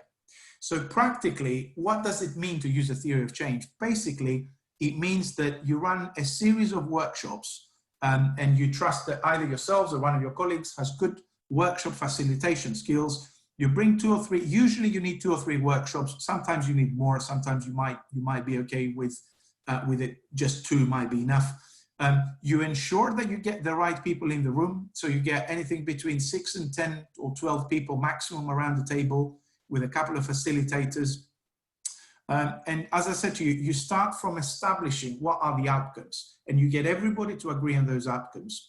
And then you work backwards. You identify inputs, processes, or activities and outputs that will theoretically, you expect them to lead to those outcomes. And you get everybody again to agree on those. And therefore it's really important to get a really good breadth of people with a great, with different expertise. And that's why patients, doctors, nurses, pharmacists, infection disease specialists, you name it, you might need a different configuration of these types of expertise in these workshops. And you importantly brainstorm barriers and drivers, which, for example, we have done when we looked at medication safety at home. And some of the patients were telling us things that we were totally unfamiliar with, wouldn't have thought about. The patient, for example, was not aware what to do if they missed one of the doses of their medication. What do you then do? Do you take double the dose 6 hours later, or do you skip it altogether? Do you call your doctor? These are the sort of things that we hadn't thought about, but obviously they came from the patient. So we talked a bit about who to invite. How do you figure out who should attend these workshops? And this is, I mean, if you Google this, it comes up. So this is a sort of management tool. It's called the stakeholder mapping tool. How do you decide who you invite to design those logic models? And there's 2 things you care about: how interested people are, and let's assume they have no interest at all, so they've got very low interest, or they've got a very high interest. For example, if you're a diabetic patient, you might have an extremely high interest in how your diabetic medication might interact with anything else you're taking. But if you're not, then your interest is probably going to be very low. And then there's the power issue. Who's got the power to make decisions, to allocate the budgets, or to help people change their behavior? So you think about these with your colleagues. So you brainstorm who the right people are. And then you end up with this sort of grid. So basically, the people who have very high interest and very high power, they're up here, you really want to keep them involved. You have to manage them very closely. You need to bring them into the process. If you ignore them, they will stop your intervention. They will not approve the budget. They might be quite detrimental to you achieving your objective. Equally, if someone has very low interest and very low power, you know, you don't have to worry too much about them. These are the people who are not going to cause any problems to you, because this is not really their thing. They're not really interested in what you're doing. The people who've got high power but low interest, this might be a very senior chief executive. They've got very high power. They can stop a project in its tracks, but because they deal with so many things, their level of interest might be relatively low. But you have to keep them satisfied, because again, they can pull the plug on your project and they might reallocate your team, or you might get zero finances, and therefore you cannot do your project, cannot do your evaluation. But equally, there might be people who have very high interest but very low power. Sometimes you find that these are some of the patient advocacy organizations. They're external organizations. Unless you invite them in, they haven't got the power to sort of muscle through. But it's really important that you keep them informed, because in fact, they might be really useful allies for you to bring into your evaluation. What does all this mean in practice? So I've tried to do one of those myself. So here is an example of one of your interventions. This is the My eReport app, which the patients can use to report medication adverse events. So what I started to do, I basically put a logic model up myself. I started from the outcomes, and you can see how you can work out the outcomes. So you could say that for a particular drug, the safety incidence for a particular group of patients, say again diabetes patients, will need to be reduced by 75%, and we need to have that within, let me pull that down, we need to have that within 12 months. By the end of 12 months, we need to have this outcome. Or you could say, we really want to develop a new and successful model for how you engage patients in safety incident reporting, because we don't have one. The patients are totally passive. Can we develop something? And then I work backwards from this and say, okay, if this is your objective in 1 year, perhaps, you know, if you had a workshop or two, people would have said, what do you want to do at 6 months from the beginning of the project? All the patients need to be aware of the app, because if they're not aware, they're not going to be able to use it, are they? You want the number of reports submitted by patients through the app to be doubled what perhaps the initial rate is. If the initial rate is 0, you have to come up with a figure. You want, for example, to say that all the reports that are submitted, they get a response, because you know very well that someone who doesn't get a response will not submit any further reports. And finally, ISOP Israel might decide to put together a committee to offer feedback to those institutions, to those experts, and to show sort of national support for the project. So that's the sort of 6-monthly outcome. Closer to now, at 3 months, say between now and Christmas, you want all the providers of your clinic to be aware of the app, because if they're not, how they're going to promote it to the patients. You want about half of the patients to be able to know about the app, and you need to start somewhere with instant reporting. So you see, I've worked out a number of different outcomes I'm sort of interested in. And as I'm doing this, I've also listed some of the barriers and facilitators. This is the bottom row here. So for example, if ISOP in Israel makes a commitment to provide ongoing feedback, this will be a major driver, because it will show that the national organization actually cares about all this and reinforces the use of the app. But equally, you might find there's a barrier, because people are initially enthusiastic, but then they haven't got really time to keep doing this, so they drop off, their enthusiasm disappears, or it's not really sustainable. You get a bit of funding to start this off, and then the funding disappears, the budget, it gets depleted, and no one else invests any more money, and therefore you're back to square one within about 6 months. So these are the sort of things that one would consider. And what I've done in the first 3 columns here, inputs, activities, and outputs, I've sort of listed various things that, you know, are inputs into this process. So the commitment of ISOP to improving the safety of a particular drug, the potential that there is currently, there's a need, and there's also motivation to enhance the safety within diabetes clinics for that particular drug. Patients already have reported that they get drug-related adverse reactions when they take these drugs at home on their own under no supervision. There is evidence globally that if someone is actually, why would you use an app? So the input here is that there is good evidence that patients can use apps, and if they use apps, they feel more engaged and they can improve the safety of their care. And there's in fact behavior change evidence that health apps are a great sort of methodology to use. So the barrier there would be, for example, that this is one app, but at the same time, with your hospital, there's another 20 apps that are being launched, and therefore there is a competition for attention. But equally, there's a driver to all this, because you, for example, have found that there's generally a good IT literacy within this patient group, because they're really used to using devices and using apps. If the literacy is not there, that would be a barrier. So this is the way you think this through. I produced this as an example for you, but this would be the outcome of a consensual series of workshops. And you see the strength of this. Once you've got this, you know exactly what you need to do, you know exactly what you need to measure, and you can start piling up evidence as to whether your intervention is actually doing its job and how well it's doing that. Now, all of this is predicated on human factor. It's not just about evidence, either public health evidence or medication safety evidence or behavior change evidence. It's how we get the evidence into practice. So the thing that I would suggest to you here is to think about the clinical evidence. The clinical effectiveness evidence is really important, because in your case, you're really interested in drug effectiveness, drug safety, and so on.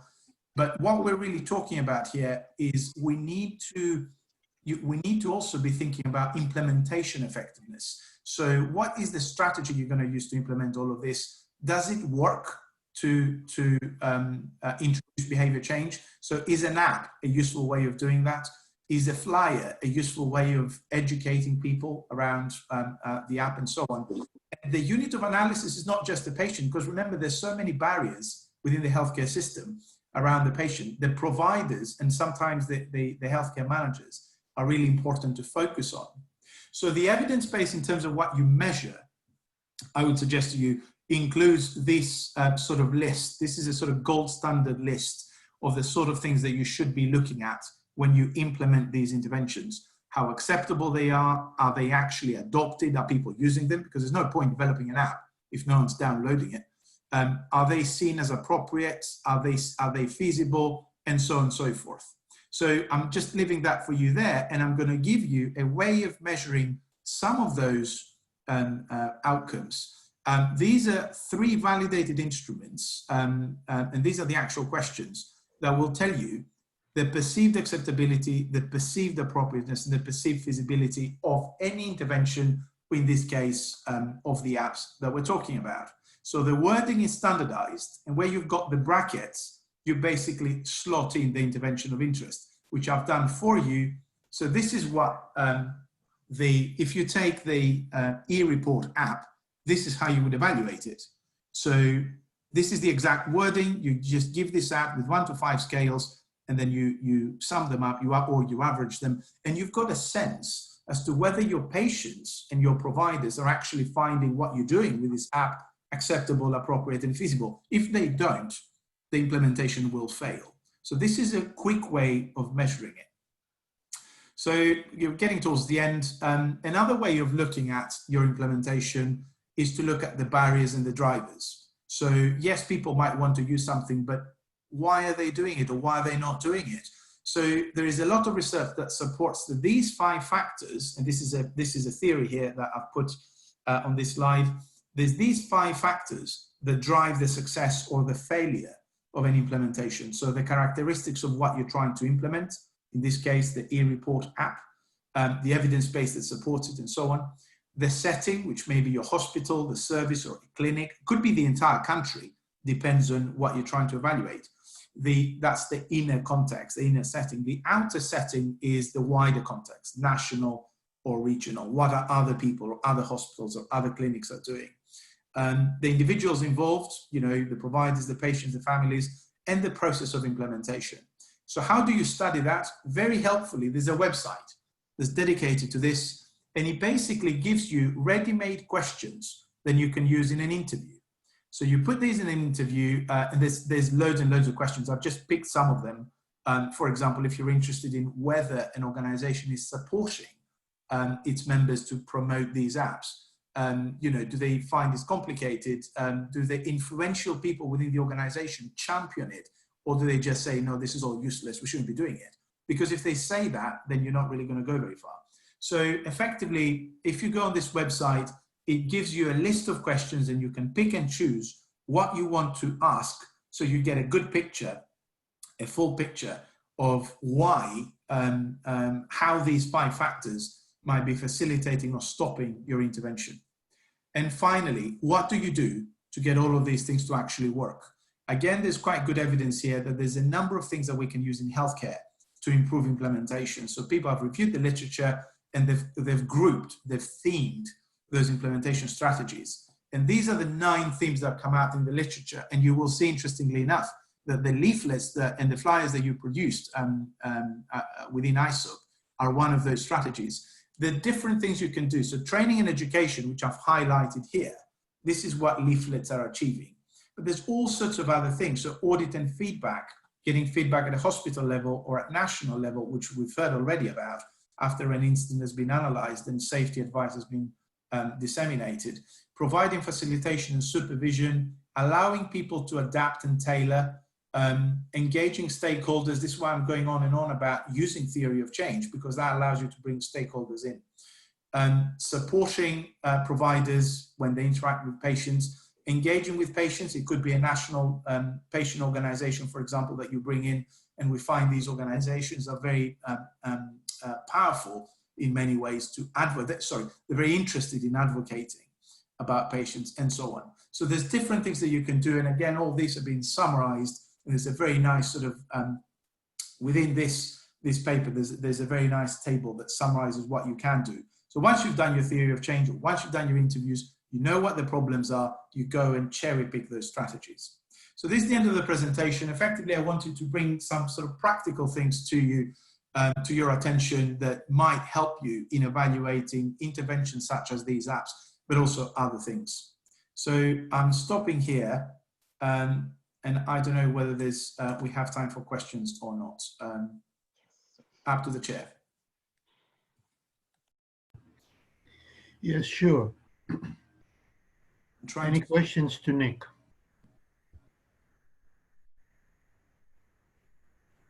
Yes, a lot of questions. First of all, thank you so much. You have given to me a lot of tools and methods to go further on this project. And I really hope that all the people who are here in this conference will be ready to help me to implement this app and this infographic. And what was, you were speaking about barrier and driver. We had a full project, a full strategy of different methodology, different methods and tools in Mayana Yoshua Hospital in Israel. And so we have worked during more than 1 year, almost 2 years in this hospital, going from step to step. And then when we arrived to this step, we had suddenly like a fear from the people who were already involved in all the project to take a responsibility. What do we do if we know that people have adverse reaction? And these were not people who are dealing usually with drug safety, nurses, people who are risk management, but who are not dealing with the idea of analyzing adverse reaction. So suddenly we were stuck, and then the COVID arrived. So we have now to go back and to organize this workshop to convince them. And you have given to me a lot of ideas. Thank you so much. No, Irene, thank you. Just a brief comment. I mean, it's really important. I think you hit the nail on the head. I mean, we just did a review a few years ago about all incident reporting systems like on the planet, you know, what stops people, not patients, providers and pharmacists and doctors from reporting. The major stoppage is, what do you do with the report? If you just put reports into a big black hole, they disappear. There's no feedback. There's no visible to the reporter, a visible action. So you put in a report and something happens. If that is not there, then people will say, well, actually, there's no point in reporting.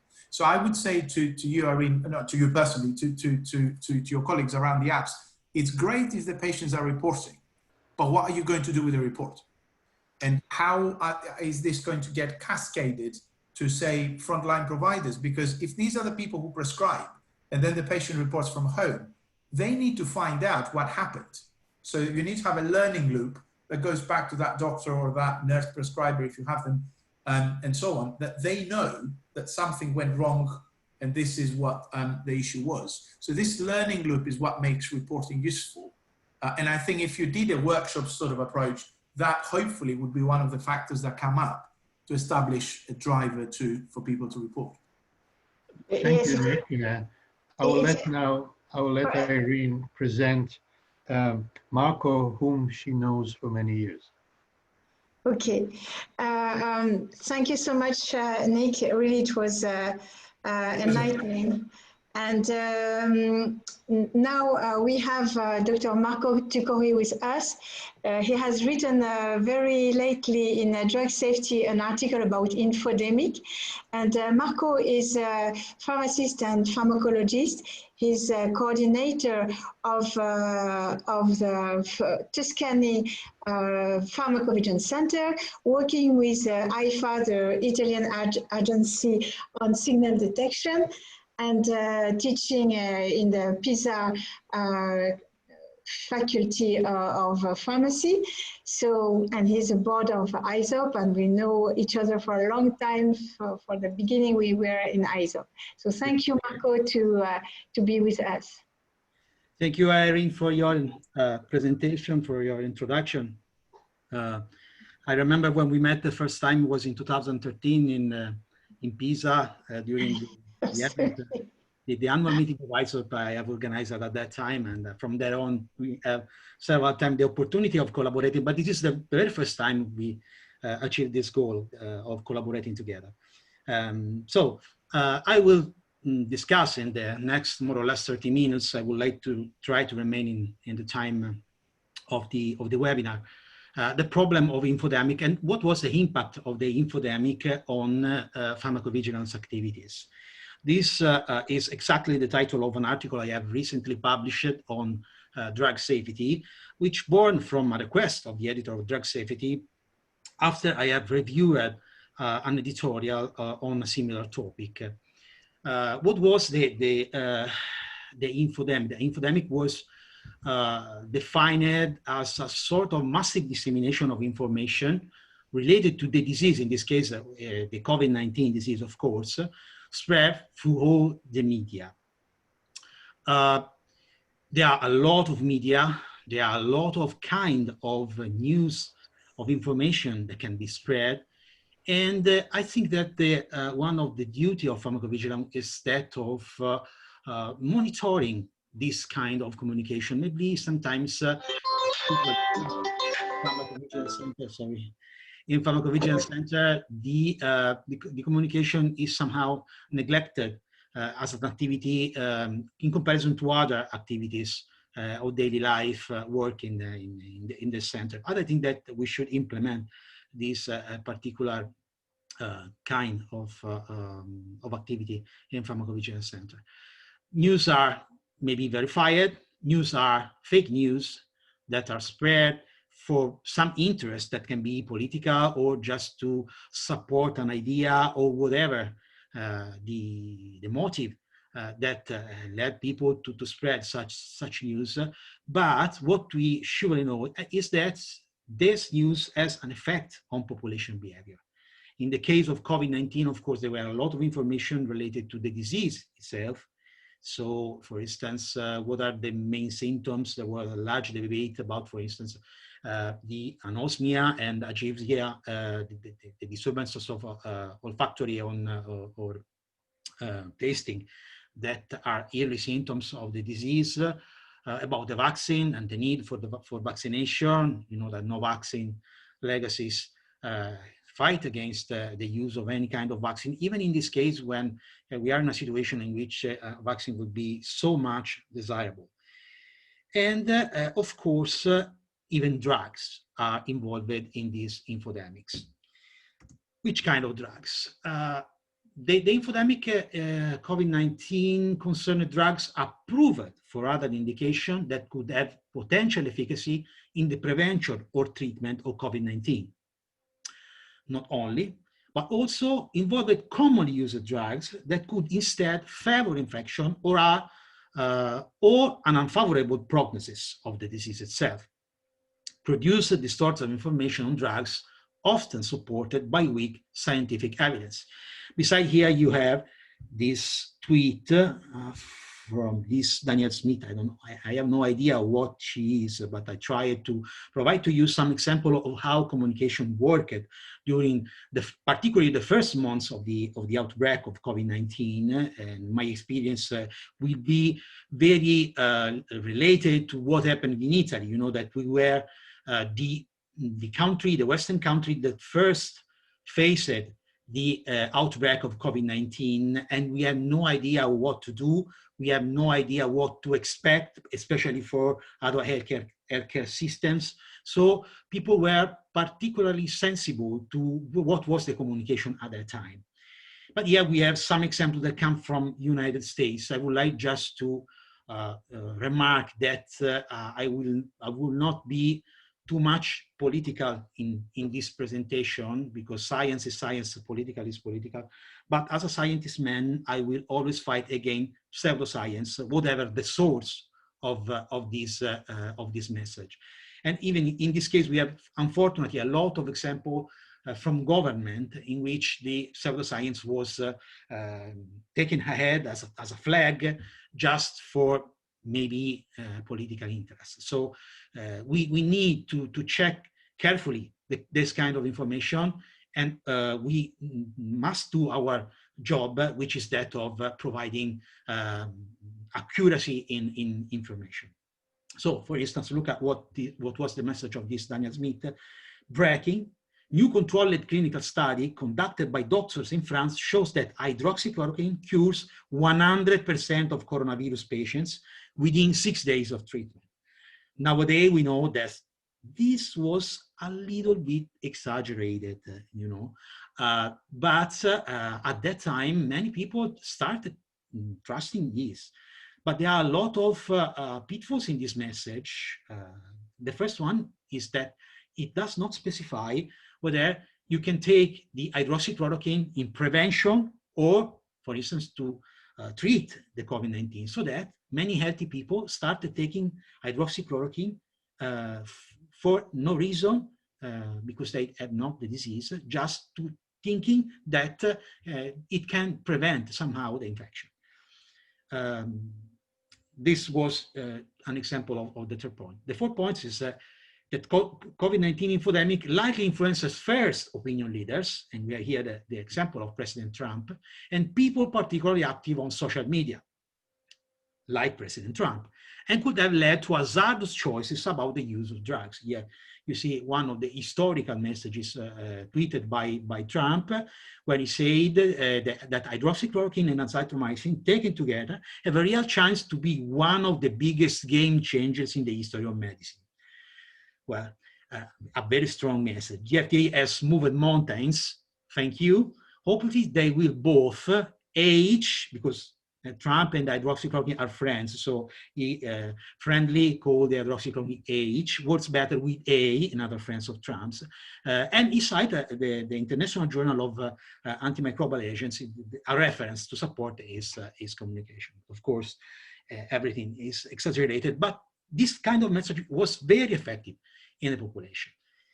So all this situation put ahead new challenge for health authorities and also for pharmacovigilance stakeholders, because it may produce some hazardous behavior in the population in terms of the attitude in taking drugs, you know.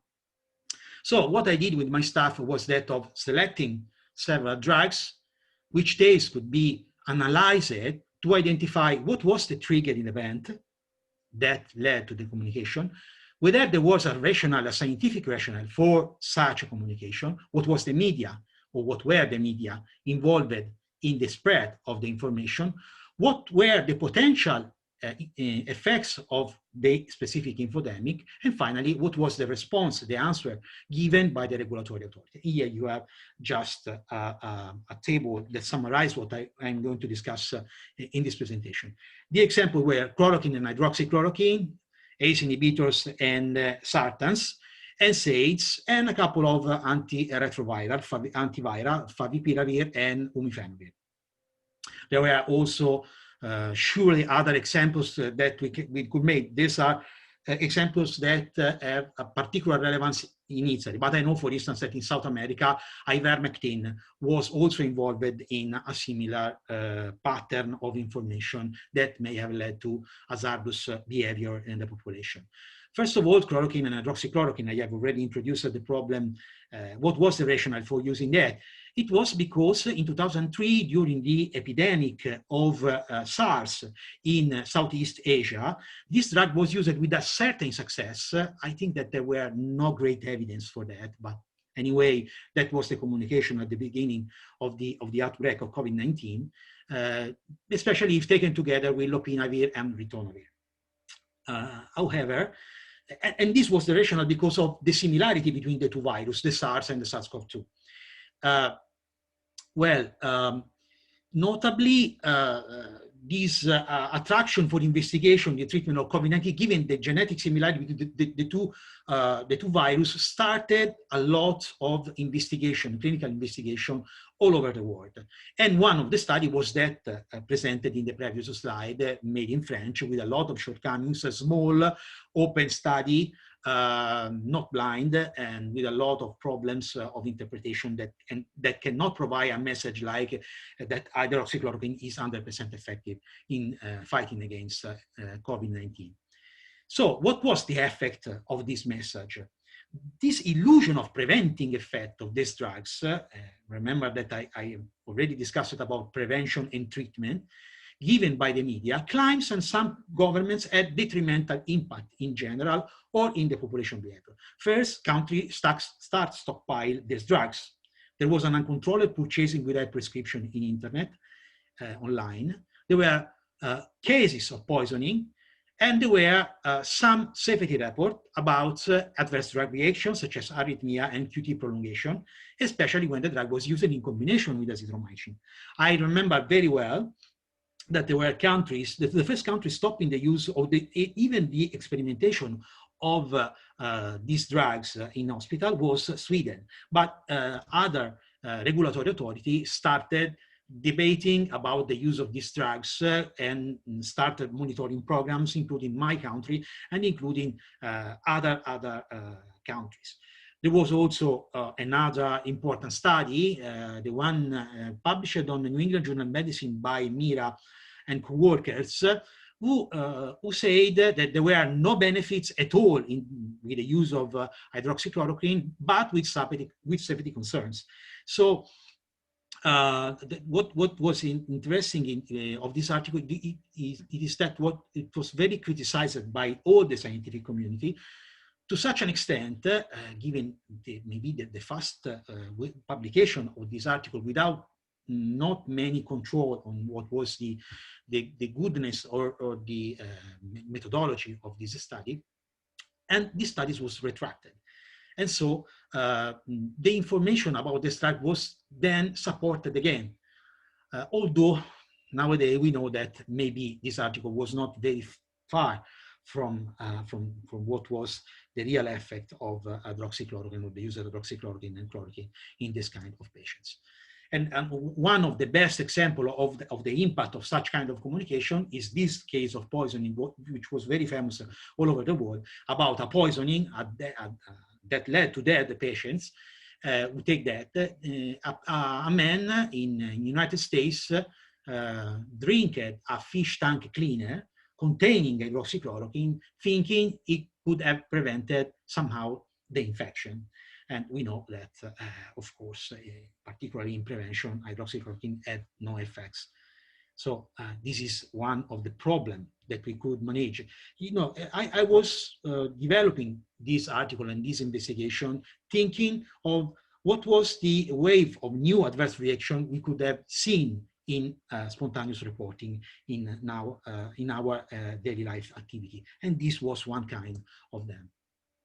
Then another group was that of ACE inhibitors and sartans, and also ibuprofen. I have joined together these drugs or the different categories of drugs because there can be a similarity in mechanism of actions in which they contribute to the effect in which they have been reported as potentially affecting the COVID-19 disease. In particularly, there was this article published on the Lancet Respiratory Medicine by Fang and co-workers suggesting that for the first time that the COVID-19 and particularly the virus of the disease can use this protein ACE2 as a gate for entering in the organism. And therefore, drugs that can increase the expression of this protein may facilitate the infection somehow. But this situation was even a little more complicated. These drugs are ACE inhibitors, sartans, and even some NSAIDs, sorry, and also some anti-diabetic medication, for instance, glitazones. But the problem was that this drug had been also proposed to be effective in controlling the severity of the disease, because the overexpression of this protein can somehow control the pro-inflammatory cascade, which is related to the ACE inhibitors pathway. And therefore, there was a huge debate between those supporting the use of these drugs in COVID-19 patients just to mitigate the severity of the cytokine storm that led to the pneumonia, the fatal pneumonia related to COVID-19, and the other that say that using this drug would have led to an increase in the possibility of being infected if in contact with the virus. So there was, of course, a scientific debate that that was moved to the public debate, and that triggered the infodemic about these drugs. I would like just to show you this title from Daily Mail, which was wrong somehow, because this title said, high blood pressure and diabetes medication taken by 13 million Americans could raise the risk of serious coronavirus symptoms. Scientists say. It is nice to see always scientists say at the end of the sentence, just to enforce the scientificity of this sentence. But this sentence was completely wrong, because as I have explained it before, it is not a matter of serious symptoms, but it's just a matter of increasing the possibility of being infected, which is completely different with these drugs. But what I would like just to remark is that the font of this title, which is scary, which used the fear as a tool for the communication, is that in comparison to what would have been the best message to give, is this one. However, patients should not stop taking their medication unless their doctor say so. So this is how communication worked during the pandemic, because of what are the rules of journalism, but with possible detrimental effects on the use of the drugs. Of course, what was the problem? People stopped taking, maybe have stopped taking this medication. These are medication for hypertension, and so they could have had important problem with their disease. Then ibuprofen and NSAIDs. In this case, the communication started from the French health minister, who said that they have received, but never published, several serious adverse reports in which the suspected drug was ibuprofen in patients with COVID-19. So they recommended, for instance, the use of paracetamol just in case you need to use such kind of medication, because it was reported as not with the same problem of ibuprofen or other NSAIDs. Here you can see some titles from several websites reporting the communication. There was even in this case a debate and a response from regulatory authorities saying that this problem should be investigated and so on. But the consequences could be that which people needed and SAIDs, for instance, those with rheumatologic diseases, stopped taking these drugs with potential therapeutic failure even in this case. And also, these messages encouraged the use of acetaminophen, which, you know, it is one of the most frequently reported drug for liver toxicities. So there was also the possibility of being poisoned with this drug, enhanced by such kind of communication. Here you have a summary of what I have just said. So there was an important movement of communication from all the regulatory authorities just to maintain the calm in the population because of the danger of uncontrolled discontinuation of this medication that in some cases could have relevant consequences for the health of these patients. And so this was the situation for this drug. Then, and the last example I would like to make here is that of the two antiviral, favipiravir and umifenovir, which started both in the same way. They are the first is approved in Japan and not in Italy. I will make the example of Italy in discussing these two slides. And the second is approved in Russia, but not in Italy.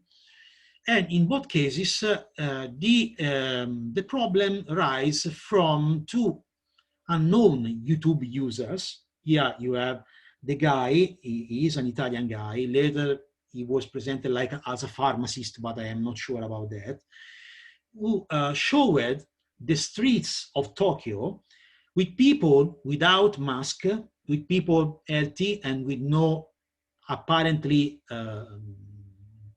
caution in contact, in maintaining social distances. And he said that this was thanks to this drug, to the favipiravir. And he said that in Italy, we could not have this drug because of undisclosed and mysterious conspiracy of our government.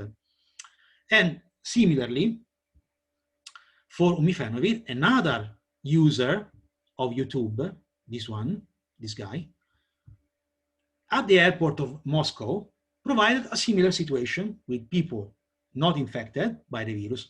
We later know that in Russia there were more contagions than in Italy.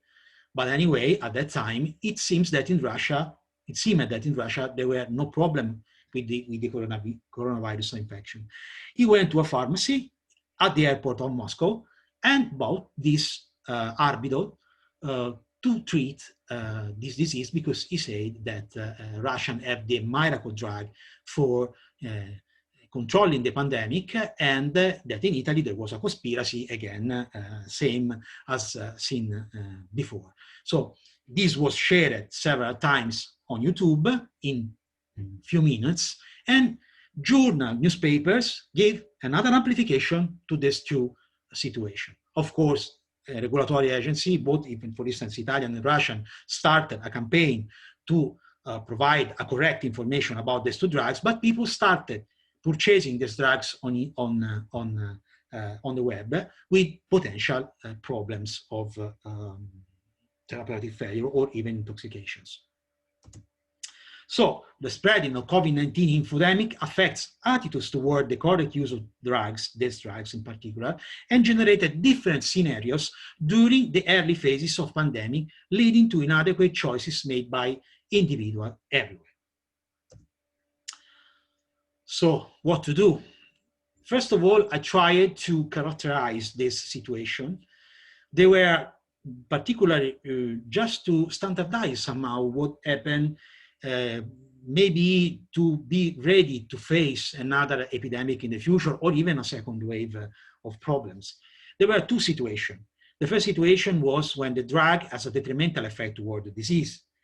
The population behavior in response to this is the discontinuation of the drug supposed to favor the infection, and then you have compliance problem with the reduction of in approved indication, so a therapeutic failure. A And we expect an increment somehow in the number of therapeutic failure reported by physicians, by pharmacists, by healthcare professionals, or even by citizens, why not, by patients. The second situation was that the drug has a beneficial effect toward the disease. So we have, in the first case, rush to drug purchase with deprivation of drug for the approved indication. We know, for instance, that there was a shortage of hydroxychloroquine for patients with rheumatoid arthritis or similar problem. The rush to drug purchase also caused the increase of online drug purchase and possibly of fake drugs. It is documented in the literature the availability online of fake hydroxychloroquine, for instance, boxes. And even in this case, of course, you will have a therapeutic failure because you are purchasing nothing, maybe fresh water. Then we have another influence, another effects on population, which is drug intake without medical supervision. So they can take the wrong product. We have the example of the fish tank cleaner. We have seen that. The wrong indication, because people think that taking the drug in prevention or to treat a disease is the same things. And finally, the use of drugs with inappropriate doses, because of the principle that the higher the amount, the best would be the benefit you have. And this is a paradigm that unfortunately always occur when a drug promises miracle effects, particularly in similar situations where the fear is in the population is so widespread. So, what are the challenges in this situation for pharmacovigilance? First of all, we have to implement clinical and observational studies on drug candidates to treat COVID-19 because we need evidence to support or to somehow counter, to fight against this fake news or this poorly supported news, you know. So I think that in this case in particular, we should use a lot of real-world evidence studies, but this is just because of a personal interest in this field. But anyway, this activity should be supported by governments, by health authorities, and also by manufacturers, should be conducted by the academia and by other research institutions. Guidelines and monitoring should be issued, and particularly under the supervision of ethics committees, and also contribution should are expected from investigators and also for caregivers. Then we have another challenge, which is that of adverse drug reaction spontaneous reporting, because it deserves to be implemented in this situation by health authorities, and a particular contribution should be requested by patients because they are somehow more stimulated in auto-medication in such situation, and also by poison control centers because they are at the forefront of the problem with patients, and we need to implement their contribution to adverse drug reaction spontaneous reporting. Another issue would be that of considering the effect of COVID-19 on signal detection. That should be implemented by health authorities with the contribution of the academia. So you can see that all the stakeholders are involved in countering this situation. In particular, I would like just to remark that in this situation, maybe the signal detection performance in social media would have another relevance compared to the one it has in the past. You know that this kind of research was somehow abandoned in the last years. It has a peak 5-6 years ago, that after the initial hype, scientists concluded that it was of relative importance. I think that we should try to reevaluate the signal detection in social media in this kind of situation. And finally, and likely one of the most important things is that of these communication strategies that should be implemented by health authorities. And of course, caregivers should support patients in understanding the message coming from the health authority. Unfortunately, I've seen too many caregivers that are not prepared to support such kind of information, such kind of activity toward patients, because they are the first not convinced of the particular peculiarity of the situation. and therefore caregivers should be trainers too to support this situation. Conclusions, the pandemic has placed a strain on healthcare systems and pharmacovigilance systems too worldwide. The available systems were probably not ready to handle an emergency of such large proportion with such unpredictable characteristics. The role of pharmacovigilance in the management of such emergency is crucial, specifically the appropriate use of drugs proposed to treat the disease and the management of actual or potential consequences of inappropriate use of the same drugs. New challenges will probably arise once vaccine, for instance, will become available. We already know that the Novax have already started their battles against the use of the vaccines, and I think that it cannot be, it cannot have an explanation such a behavior from the standpoint of anyone in the world. It is important to learn from the mistakes made at this stage to stay ready to face the coming challenges. I would like to thank, this is the article in which you will find other maybe element of discussion, or element that you can use to understand even what was my thinking about this. And I would like to thank my staff for helping me in preparing this presentation in a so short time, and also in supporting me in analyzing all the literature and all the websites on the internet to realize, to produce this article. Irma Conventiva, Sara Ferraro, Emiliano Cappello, Giulia Valdiserra, Daniele Focosi, and my boss, Corrado Brandizzi.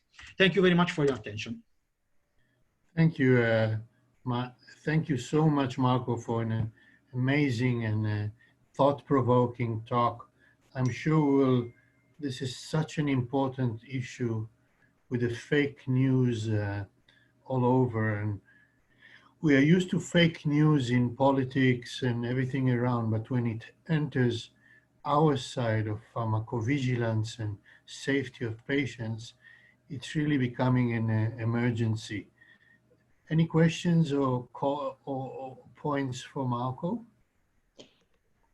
Yes, I think that we have, first of all, many people who are very enthusiastic about your presentation, Marco. So thank you so much. And I must say that I have contacted Marco only on Thursday, last Thursday, very last minute, because I was not aware of this paper, and he has agreed to do this wonderful presentation.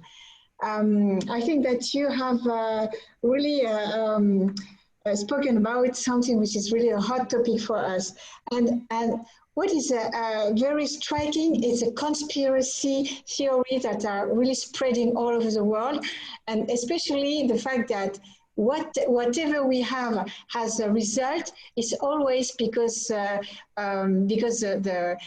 pharmaceutical industry wants to eliminate one drug which is not very very expensive toward one drug which is very expensive, and it makes me crazy about that. And I think that we have to fight this infodemic with the same arms, with Twitters, with Facebook. We have to have like a label of quality about the information that we are giving, and that I think that could be really the role of ISOP all over the world. This is about the conspiration. I think that patient education is really key for letting them know what they have to do and what they don't have to do. This is something that we are trying to do with in ISOP Israel. We have a collaboration with NIDIMED, BMedWise, a US organization focused on patient education. And I would like to finish about adverse reaction reporting. I think that we have really set up a model with this infographic, with this My E-report. And this is something that perhaps we can do all the chapters together, can try to set up this organization. this project so that we could see very early what are the adverse reactions of such infodemic. So, do we have other questions? I think No? for the sake of, yes, go ahead. No, go ahead. I think for the sake of time, the fact that we had people from 5 continents coming together to brainstorm important issues is a very good sign for us as we design the next meeting, which will be the 3rd one, which we'll plan in the next month or 2. And I want to thank, of course, first and foremost, Irene, who is not just the driving force, but also the heart of this effort, and of course our 3 amazing speakers. And I wish you all, I don't know, it's for some of you it's morning, for some of you it's becoming evening, but all the best, and we'll be all in touch. Thank you. Gidi, I would like just to share one slide. Marco, can you go out of your share screen, please? Yes, wait a minute. Okay. Thank you. So I just want to share this screen, and I just want to first of all, before finishing, before starting with this slide, I just wanted to say that we will need to have the same reflection and discussion about vaccine in few months when we will have the same infodemic on vaccine. Now going to the next future, very next future, on 16 and 17 of September, we will have the World Patient Safety Day, and ISOP International with WHO is doing that during 2 days, 16 and 17. We are an actor of this outstanding event.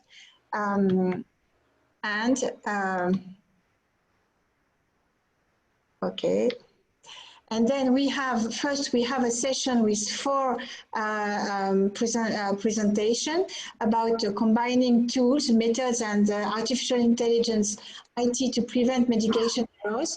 And we will present the ISOP Israel multidisciplinary strategy and our experience in Mayana Yoshua.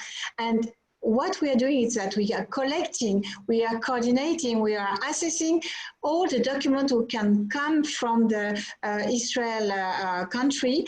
And if you have posters, abstract articles, infographics, video, something that you want to share with a very wide audience, it's time to do that and to send it to us before the 7th of September, please. So join us. Send all your documents, make Israel shine abroad, and thank you so much. And we will be together, I hope so, on 16, 17. Have a nice day. Thank you. Bye. Bye-bye. Thank you very much. Indeed. Bye. Bye. Bye. Goodbye, all of you. Thank you for attending from all over the world. It was a great privilege to have you on board. Thank you so much.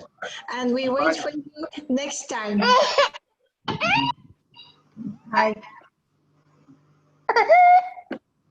Bye. Thank you very much. Bye from Bioforum. Bye.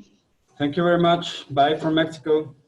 Thank you. Bye from Belgium. Bye. Bye. Thank you. Bye from Nigeria. Bye from Argentina. Bye. Hi from Paris. Bye. Bye. Bye.